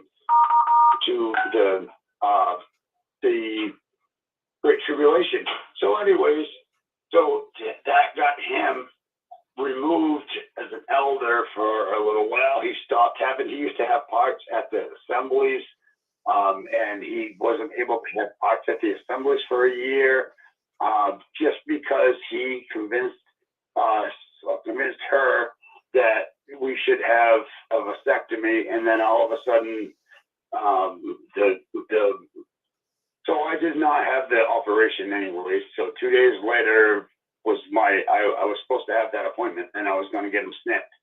And 2 days, so we ended up having 2 kids, but he got punished for quite a while because, and I do believe that a lot of that had to do with the fact that she was a pioneer and we gave them a certain amount of money every month. It was always in a check and they knew exactly how much we gave. And I don't know if that really had anything to do with it, but I know that he was punished and he was stripped of his responsibilities and he was humiliated and humbled. And then, and I always felt really, really bad about the whole situation because I had to confirm, you know, that that's what he said. So anyways, that's my story. It was screwed up, but guess what? It worked out great because if that article hadn't came out when it did, I was going to get snipped and I wouldn't have had my two beautiful kids that I have now. Well, I'm really glad that, geez, you know, Watchtower can cause so many pains and problems on people and so many mental illnesses. And I'm not saying that you have one. I'm speaking for myself, but Watchtower just causes so many problems. And I'm glad that you were able to have children despite them influencing you not to have them, right? Oh, children are bad in the time of the end. Well, when's the time of the end, right? Yeah. I mean, that was 20 years ago. My daughter just turned 20. My son just turned 22. But the end of the world was supposed to come back then. You know what I mean? Oh, yeah, brother. I understand. And I believed it. We really did. Yeah, we all did. We all believed it, right? Yeah. You know, we all believed it. My grandfather told me. He actually he told Hey, me Eric, that, Eric, we gotta cut it. We gotta cut in here. Are you ready to move on? Well, yeah, no, we've got Deposit Babe waiting. You got a guest on here, so we gotta wrap it up. So take a minute and wrap it up. Yeah. Hey, so if I wanted to say something real quick.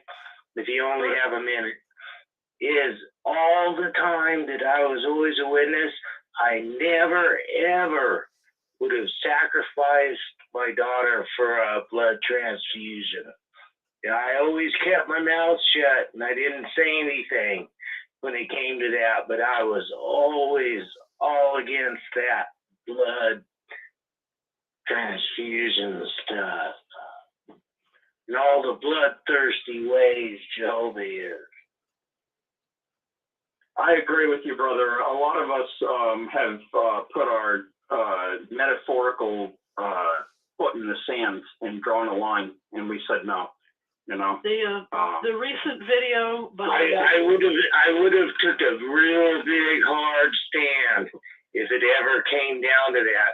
I always knew that in my heart, but that circumstance never came up. You know, so I've been in that room. I feel you. How about we let Pixie have the last comment or whatever Rick wants, but. My mother lived 5 more years after that. They did not paper in my face. I would not sign it. But Ryan Kultesk in her recent video this week has figures on the women that have died in childbirth. I could not find the statistics, but she managed to find them. And that is no small feat because I'm a trained researcher, and she got some American statistics of the women that died in childbirth because they could not get the blood transfusion because of the religious coercion. I use the word coercion, I use the word extortion, I use the word crimes, and that's what they're doing. Pixie, is there a statistic or is there her go ahead. Her YouTube name is Ryan Kultesk. Yeah, RION. And her recent video, she discusses that issue. Okay, cool. Well, thank you. I appreciate that. You're welcome. You know, you're welcome. I guess Rick's gonna wrap things up, and I thought I would just say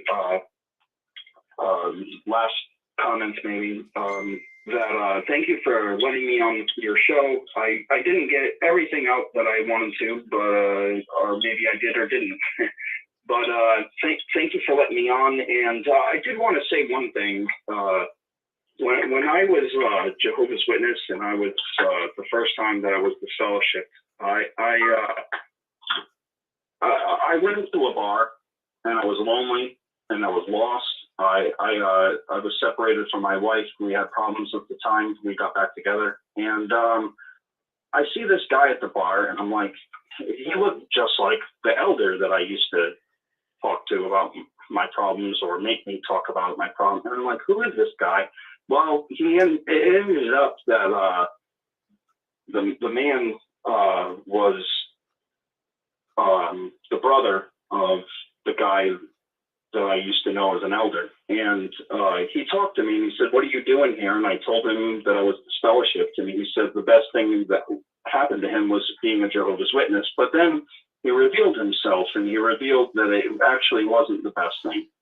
And the man comes from mafia, and his dad was in the mafia in Rhode Island, and we were at a bar where he got murdered at. And I'm talking to this gentleman, and I'm sorry if I'm going too long, Rick. You can tell me, but I'm going to wrap it up real quick. But this man, he's telling me to go back to Jehovah, but he didn't realize that the only reason why his life was happy was because he was doing what he was told, and he was an elder at one point, and he never was happy. He had problems with his wife, which I'm not going to get into it. And he left her.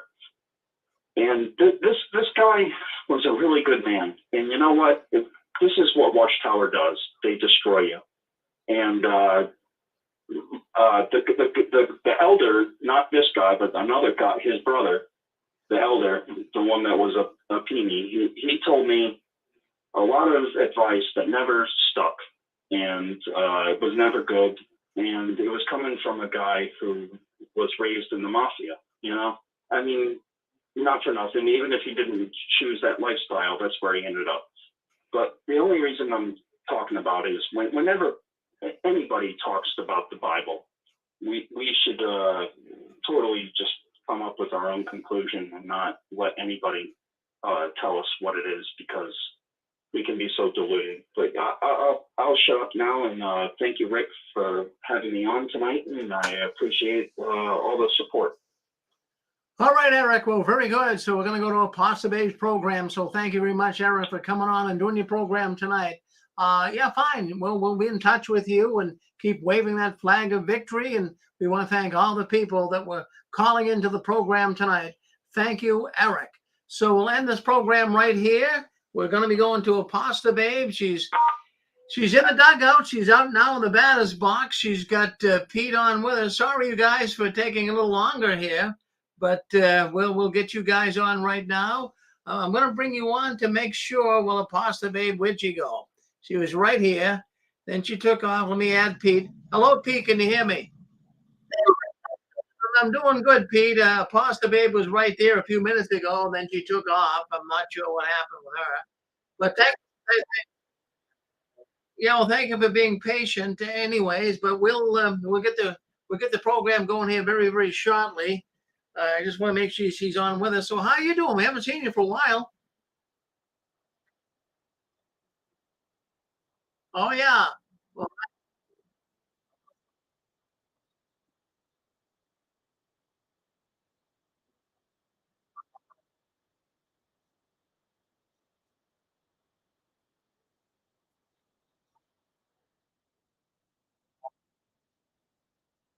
all right. Well, we'll bring her on right now. Hello, Pasta Babe.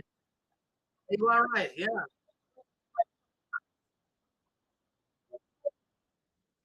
All right. Well, we got a Pasta Babe. So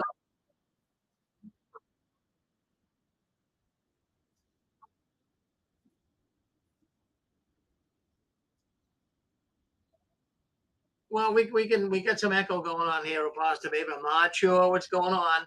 You don't have your earphones on. You got your headphones on. What's going on?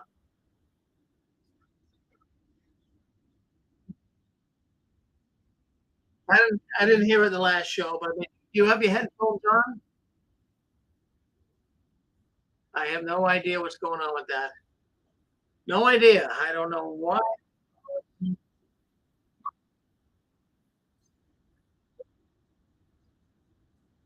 Well, take your Bluetooth off. Get that off. Take it off. Just come on like you normally would. It's not, okay.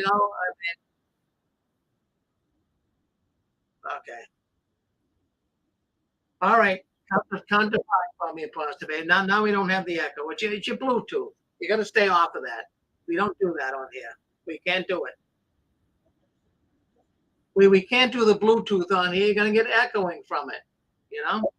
So, I think,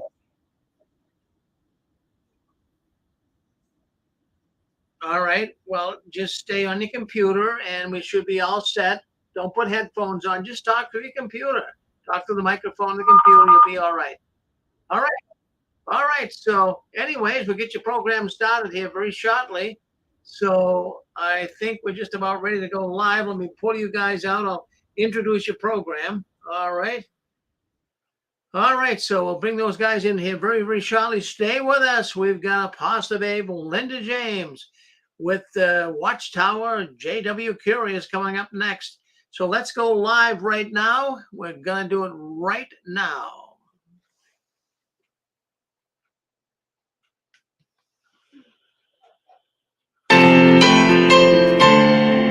You're on the Six Screens Telenetwork, earning the reputation of giving all the right ingredients, uninhibited, and exposing the hard, cold facts about the Watchtower Society.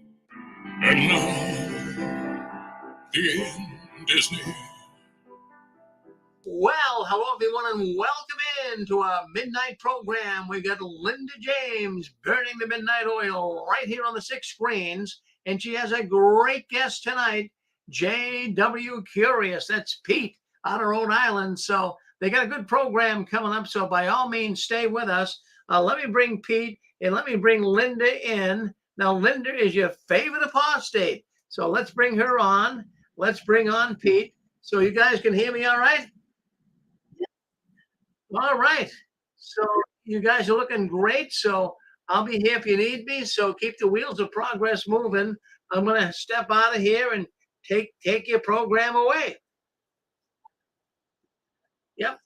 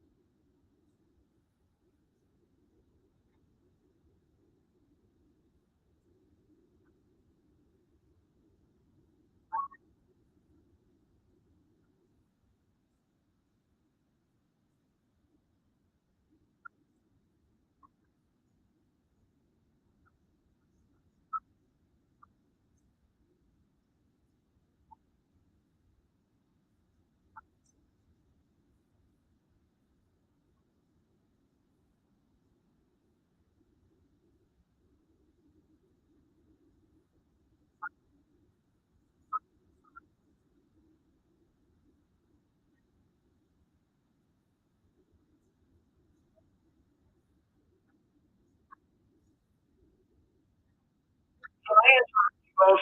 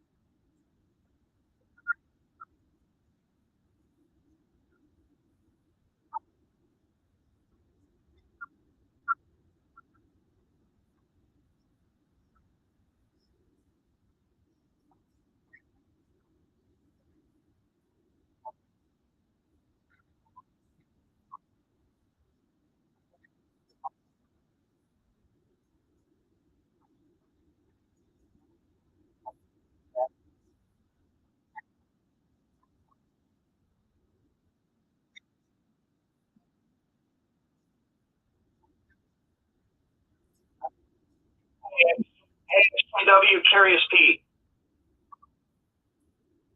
Hey, I'm actually a big fan of you, and my name is Eric, and I had a show just earlier, and don't worry about it. I'm a nobody.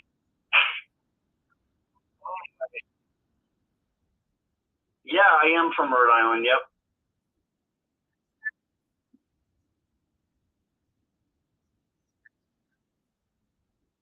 Okay.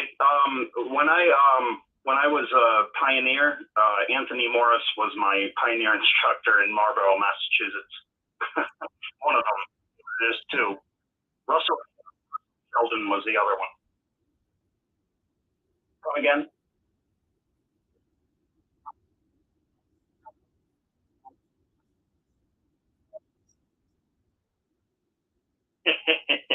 But I wanted to just say to Pete, I really appreciate your videos actually a lot, and my wife does too. And I know that some things have happened in your life that you've expressed to us, and I'm sorry for that with your ex. And you're a beautiful man, and thank you for exposing what you do. You know, we're all in this fight together, and we all appreciate each other. I think deep down inside.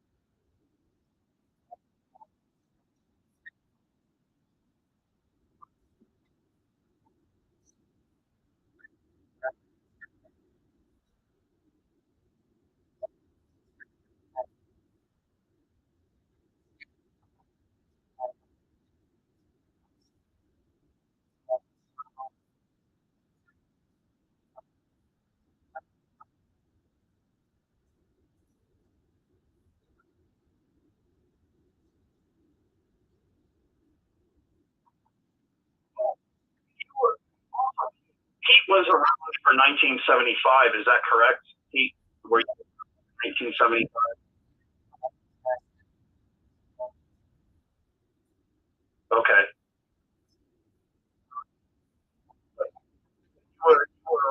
to see.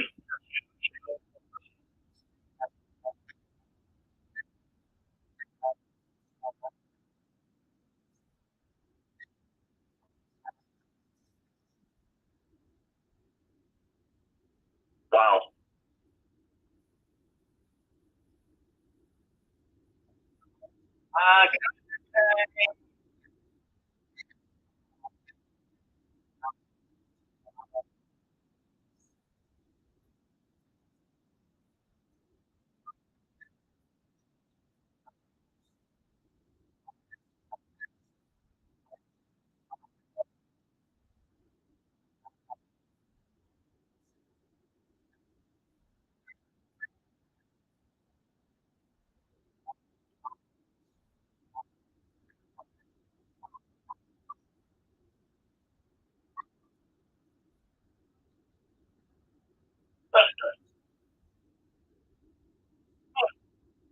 You got me laughing. You got me laughing, Pete.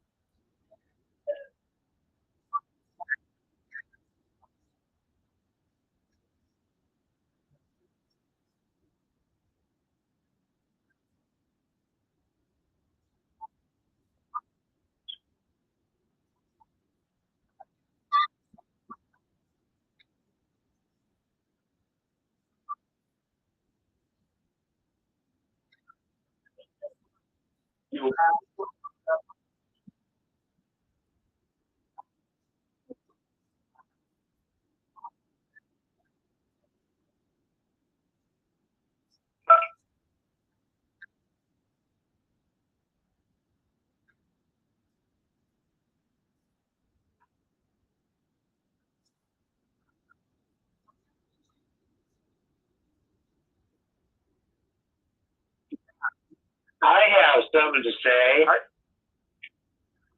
Well, go ahead. Go ahead. Go ahead.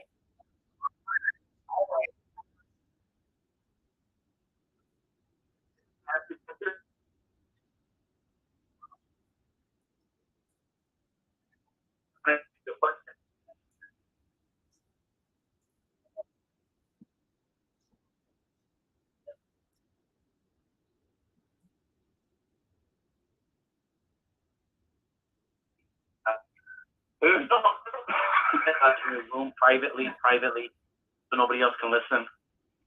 I tell people, what if everybody would just read the Bible in their bedroom? Because every time you take the Bible outside of the house and you take it to church, look at all of the problems that we have. Why can't the Bible just be something that you read at home for yourself and try to be a better person and keep it outside? Don't let it leave your bedroom. Now you can talk about it like, hey Pete, let's have a cup of coffee. I want to shoot a couple of things by you. But that's what brothers and sisters do as friends. But for me to go to take my Bible and then I start beating you over the head with it, see, that's why I say it should be at home. We shouldn't take it out to public places. It's just a theory that I have, and I was kind of curious. You're XJW curious, so I'm curious. Did I hit the mark? Did a bullseye, or am I kind of there? What do you think? Now, remember, I think everybody should throw their Bibles away. There's nothing in there that's just more than common sense. Treat your neighbor like you want to be treated, sort of stuff. Don't throw rocks and shoot people and kill people. It's just, come on, it's pretty much just common sense.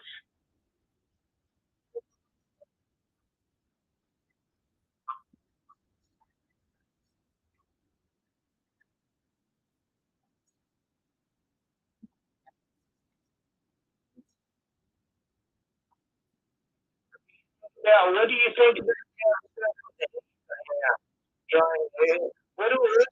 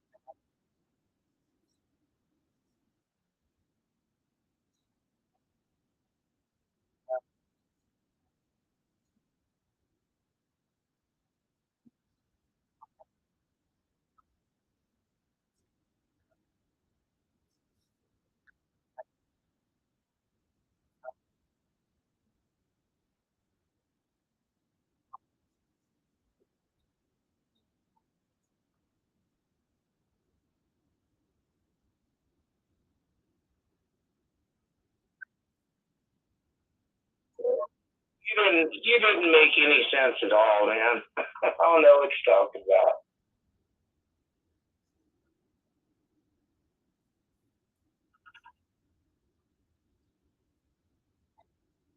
I can tell when somebody's talking in circles.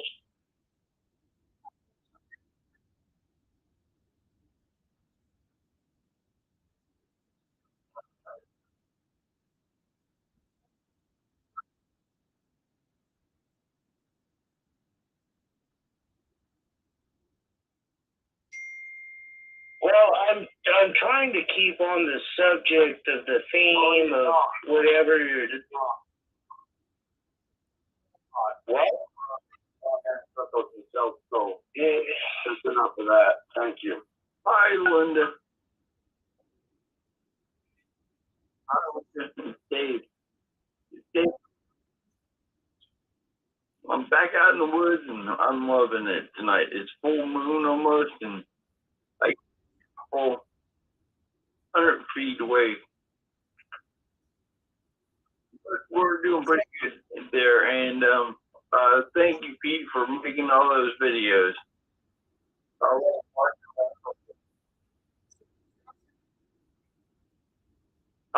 Yes, I have on this past Tuesday night. I got 2 videos on Tuesday night.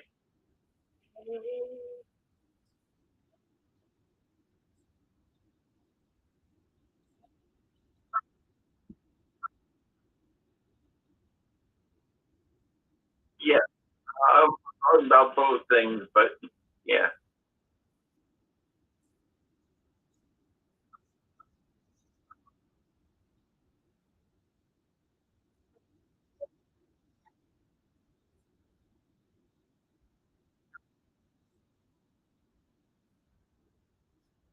Well, Oh, sorry. I don't see.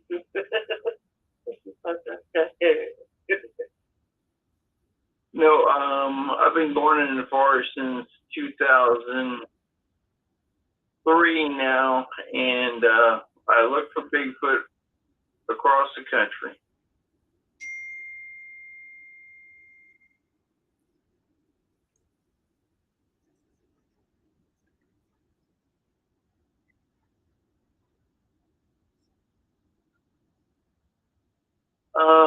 They call me a researcher, but I go and hunt them down and document where they're at and what they've been, where they've been at. In certain parts of the country, like West Virginia, North Carolina, South Carolina. I've been to Montana, Wyoming, Colorado, New York, and a couple other places. But I do a lot of it in Virginia now because of all the gas and stuff that's been going on in this general area. Hello, Dave. All right, well, let's go into it, and I'm going to sit back and listen. Yeah. Yeah. Oh, all right. Hey. Yeah, just good program, Pasta Babe. Hello. Yeah. Real quick here, I appreciate Pete. I just want to say, just on one thing alone, I think we might all agree to this. Maybe the Old and New Testament are connected because it's the Old Covenant versus the New Covenant. The New Covenant being with spiritual Israel. So I'll just say that and let it go. But at least in my mind, that's a connection between the two parts, you might call, of the Bible. But anyway, go ahead. Thank you.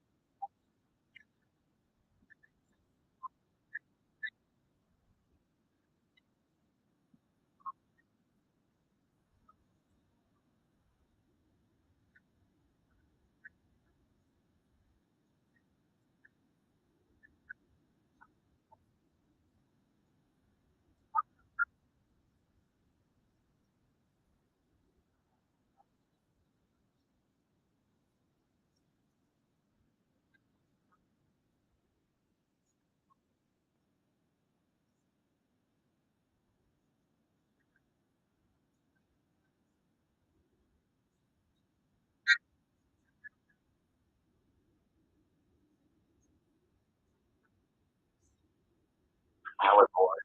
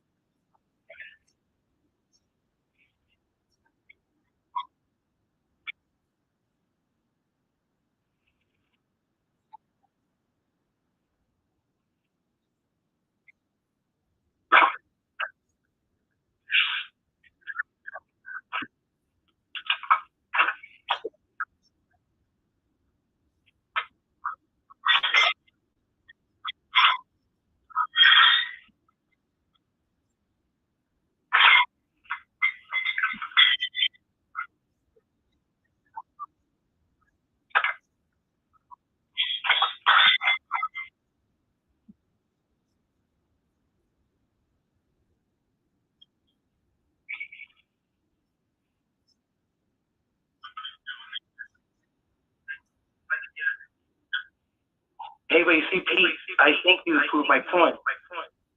And the point is that I've seen this with my own eyes, that people, the older men that I've met, read the Bible and they keep it at home.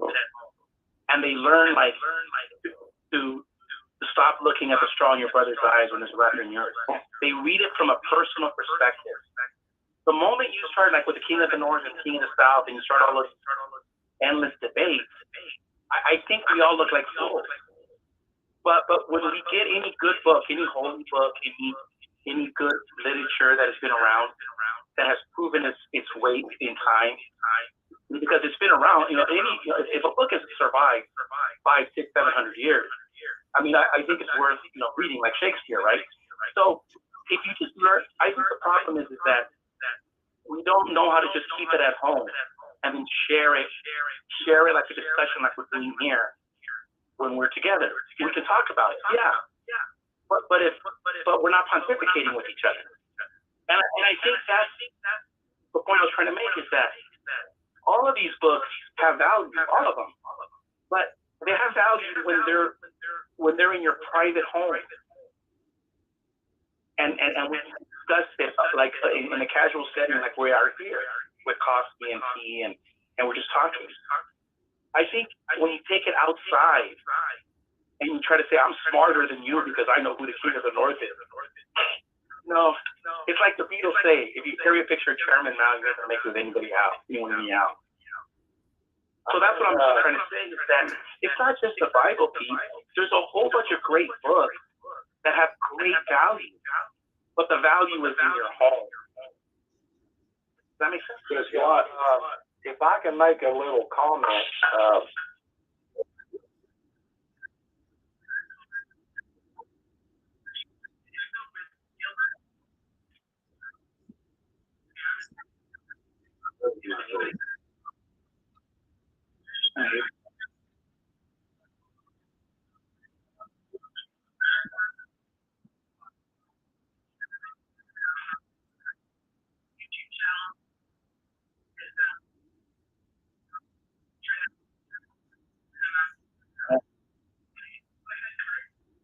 yeah, I don't want to take up too much time, and we're just sharing thoughts here. I'm still trying to figure out stuff myself. But just give me a couple of minutes, 2 to 3 minutes here. The Bible can be very complicated. The book of Daniel, prophecies about a quarter of the Bible. It's very difficult. Daniel and Revelation are tied together in different ways. Jesus mentioned the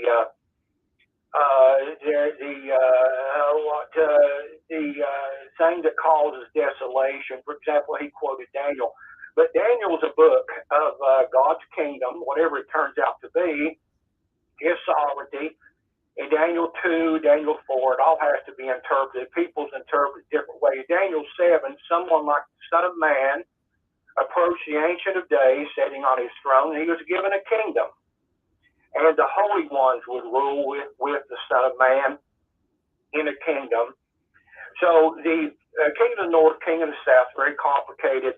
It appears like in verse 36, there's a change. Most scholars agree.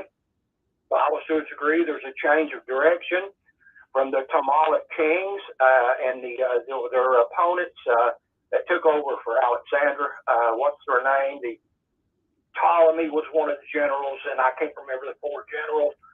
But in the 36th verse, it appears to be a change. So people will try to determine who the king of the north, king of the south is. Seal up the book of Daniel until the time of the end, and then it will be revealed. We have all the days of Daniel have to be determined. There's 5 days of Daniel have to be determined. Days of years, most people believe. So it's very complicated. It's been worked on for I guess centuries, and of course the Watchtower came up with their view of it. But for a Bible, the last thing I'm going to say, for a Bible, if someone is serious about the scriptures, then you would have to take the prophecies into consideration, because like I say, there are at least 1/4 of the Bible is Bible prophecy. In Revelation, the Apocalypse, happy are those that read these words. And these words are for the slaves of God. So anyway, that's all I got to say. I just wanted to, it's stuff that you all already know. And it causes a lot of confusion. And groups, I don't have to tell you, groups to get together as groups. And the leading men determine the prophecy. So as a person, I try to figure it out myself, for my own sake. And so that's where I'm at. Anyway, thank you, Apostle Bay.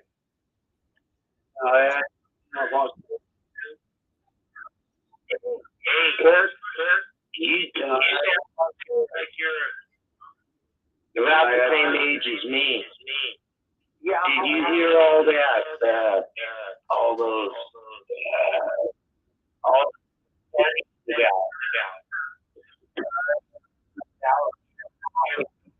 Daniel and the Revelation and all that stuff.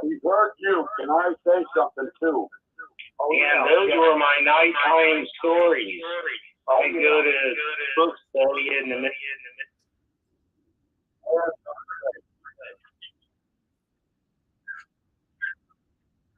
Yep, this is Tom. Yes, this is Tom from New Hampshire, and I understand what this young man is saying as far as, all right, you need to keep the Bible in your home. But the thing is, why do we have these open forums so we can discuss them? Because obviously, if we keep them in our home only, we can't understand them by ourselves. So that's why we talk about them. That's all I want to say. I just want to say, you know, just because you think that this means that and that means this, doesn't mean that everybody agrees with you. And you have to accept that. And so it can't just be in your own home. We have to talk about this stuff. That's all I want to say.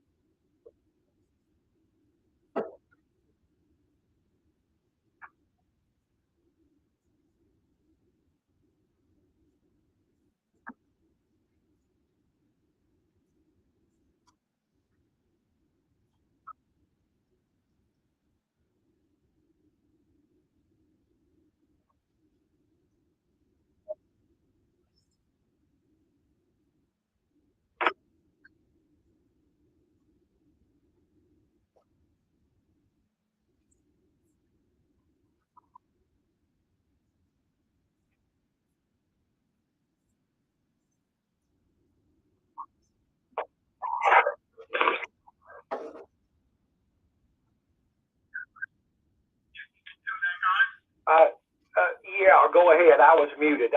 Yeah, go ahead, Tom. Yeah.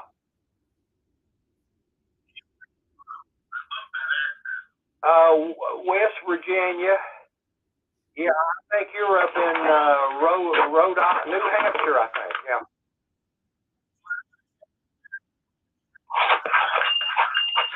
Okay.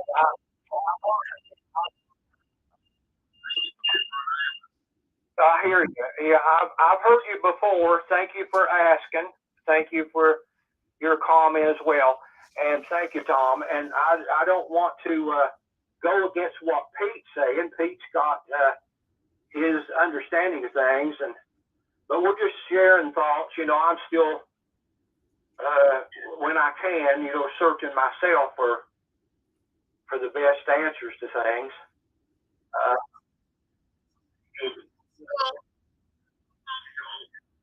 Yeah.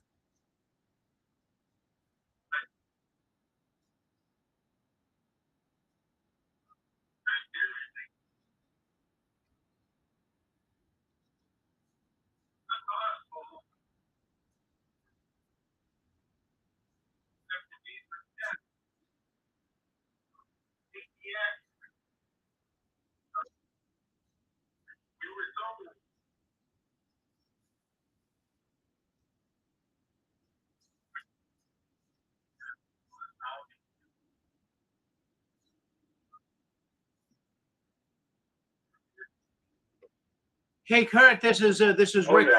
Kurt, this is Rick at the Six Screens. Do you have YouTube on in the background? No, the YouTube is on, but it's muted. It's been muted. Well, we're getting echoing coming from your phone. Okay, let me go to mute. Let me go back to mute, and I'll just wait a while. Okay, go to mute. Well, yeah, I just wanted to mention. I wanted to mention too that Kurt, he's been coming on for a number of years. I mean, he goes way back to the very beginning when we first started our program 17 years ago. But Kurt, have you guys ever heard of the Hatfields and McCoys? Well, he's a Hatfield. Oh yeah, he lives down in West Virginia, and he's a Hatfield. And maybe he'll come on and talk about that. But that's a family feud, a clan that has been battling for years. So, Kurt, why don't you come back on and just let the people know a little bit about that, because I found that very fascinating. Okay, I don't know. It's real quiet in my house. I don't know. Well, there's no echo now. You're right. Well, a little bit. There's a little bit of an echo. Yeah. I'm here in Mingo County. I apologize because I'm very, very sick and I don't have much energy. I'm really straining here to talk. But I apologize for that. It's a personal problem, but I don't want to bore you with it. But I've seen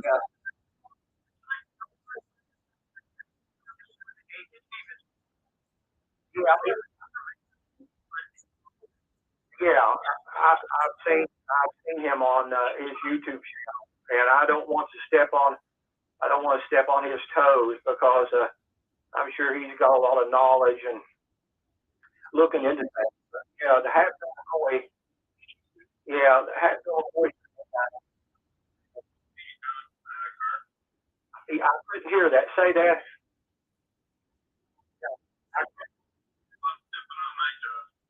Okay, thank you, Pete. Yeah. I think a lot of people. Yeah, well, thank you. Yeah, thank you. Rick wanted me to talk a bit about it. The Hatfield McCoy feud. My great grandfather was Valentine Wall Hatfield. He was the brother of Devil Anse. And it's quite fascinating if you're interested in that kind of thing. I've got some books on it, and my dad, he was awful proud of it. I, of course, don't want to deflect here, but I think I'm more like my mother. I grew up. She was the rock of the family at the Kingdom Hall, and I grew up from day one there, and was there till I was about 19, early 80s, I guess. But I kind of stayed away from the,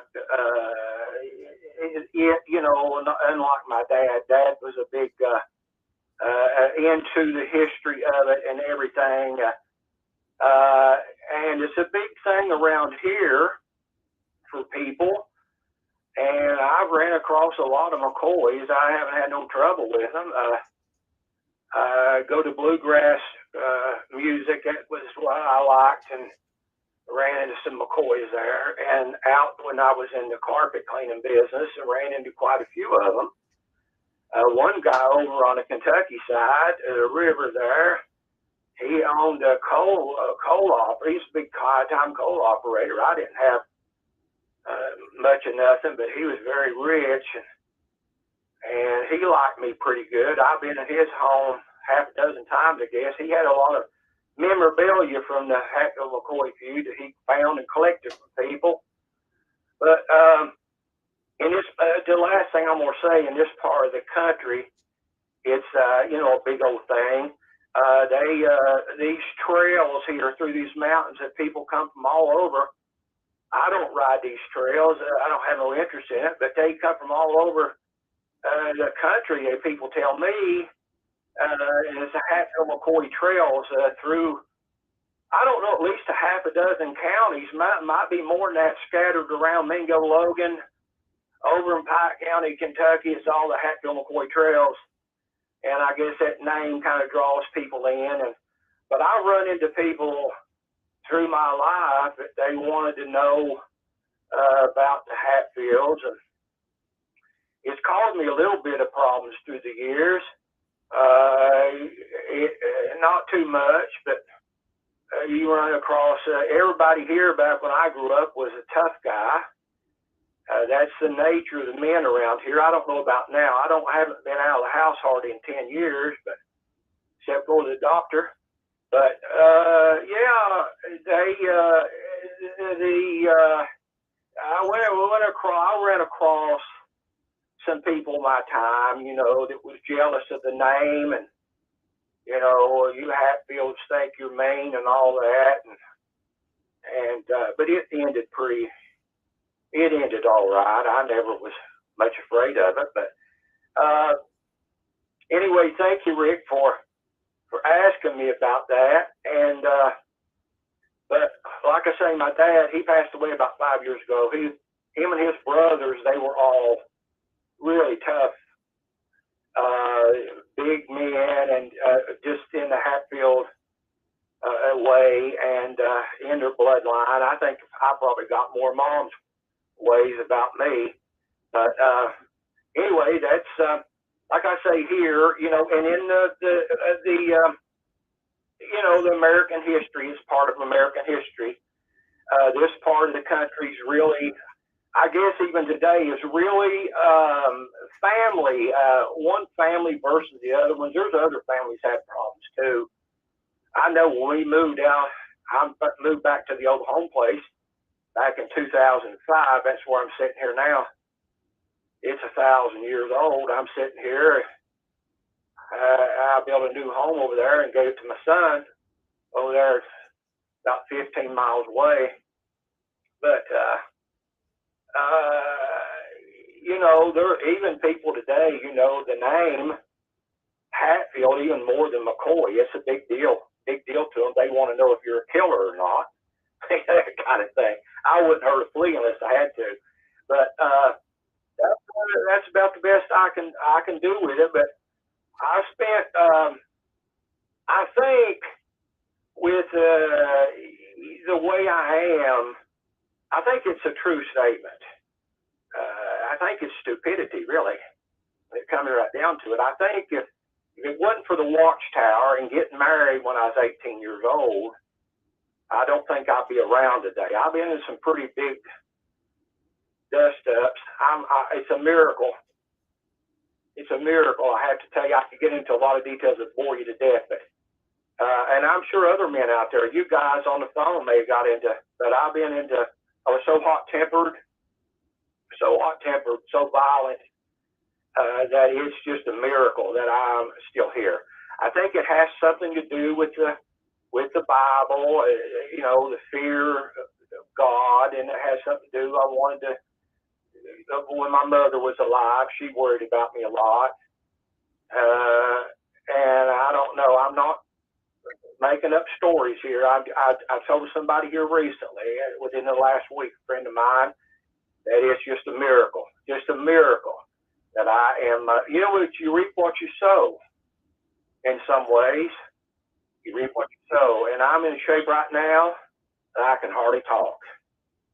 So it's a humbling experience to get sick and not be able to be so manly. But in a way, it's a blessing. In a way, it is. Because when you're flat on your back and you're having to use a walker to get up and walk through the house, then you get humbled. Anyway, I've taken up enough time, so Apostle Babe, take back over. Take back over, and I'll go back to mute. Thank you. Thank you.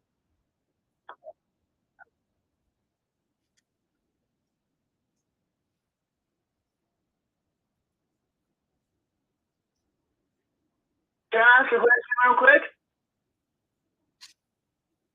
Please? About just talking? Sorry, forgive my ignorance because I am from the other side of the world. And I don't know who the Hatfields and the McCoys are, but did they make a movie about those two families? With like Kevin Costner and Bill Paxton? Yeah, they made a series. Yeah, they made a series. Oh, so it is that. Okay, cool. Yeah. One last little tidbit. Back, I was probably newly married. I'll make it just real quick here. One of the McCoy descendants over on the Kentucky side, we knew each other. We weren't buddies or anything, and he told me, he said, I ran into a McDonald's one morning, early one morning, and he told me, he said, I'm going to go to Nashville and make an album about the Hatfields and McCoys. I've got it here now. He said, I'm going to give you the first copy. He said, I'm not even going to ask you. He said, I'm going to give it to you. I thought he's just full of it. But a few weeks went by. It might have been 6 weeks. It was quite some time. It went by. He called me at home. He said, I'm coming down there. He said, well, make sure you're home. He said, I'm going to bring you. He said, I'm going to bring you that album. So I said, well, I appreciate it. And he did, and I never will forget that. I still got it and everything. And then I bought a copy. I said, you got any more copies on there? He said, yeah. He said, I'll give you. No. I said, just give me this one. I said, I'll buy a copy of it. I'll give one to my dad, and I gave one to my man. It was really good. He had some Nashville players there, and it really impressed me. I still got it. But anyway, that's the last little thing, and because there's a lot of people on there wanting to talk, so I'm going to go back to mute. Thank you all.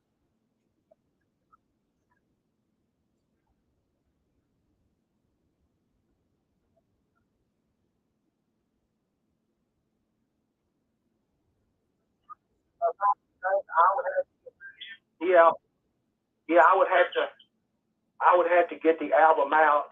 It's got a list of players there that played with him, and I was really, like I say, I can't say it. I was just really impressed. It was, it wasn't George Jones or Merle Haggard, but it just knocked me over how good they were, telling the story, the feud, beginning from the front. But it was a long play album, it cut on the front and back, just one song after the other. But I haven't listened to it in a long time.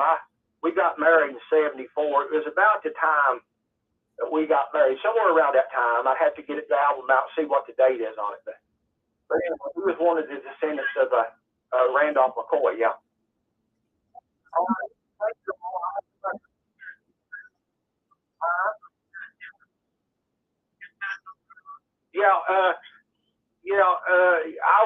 I'd have to dig it out. I got an attic full of stuff over at the other house, and you just have to see it. I got an attic stuff in tote boxes and all that stuff. I don't have room for everything. Okay. Awesome, thank you.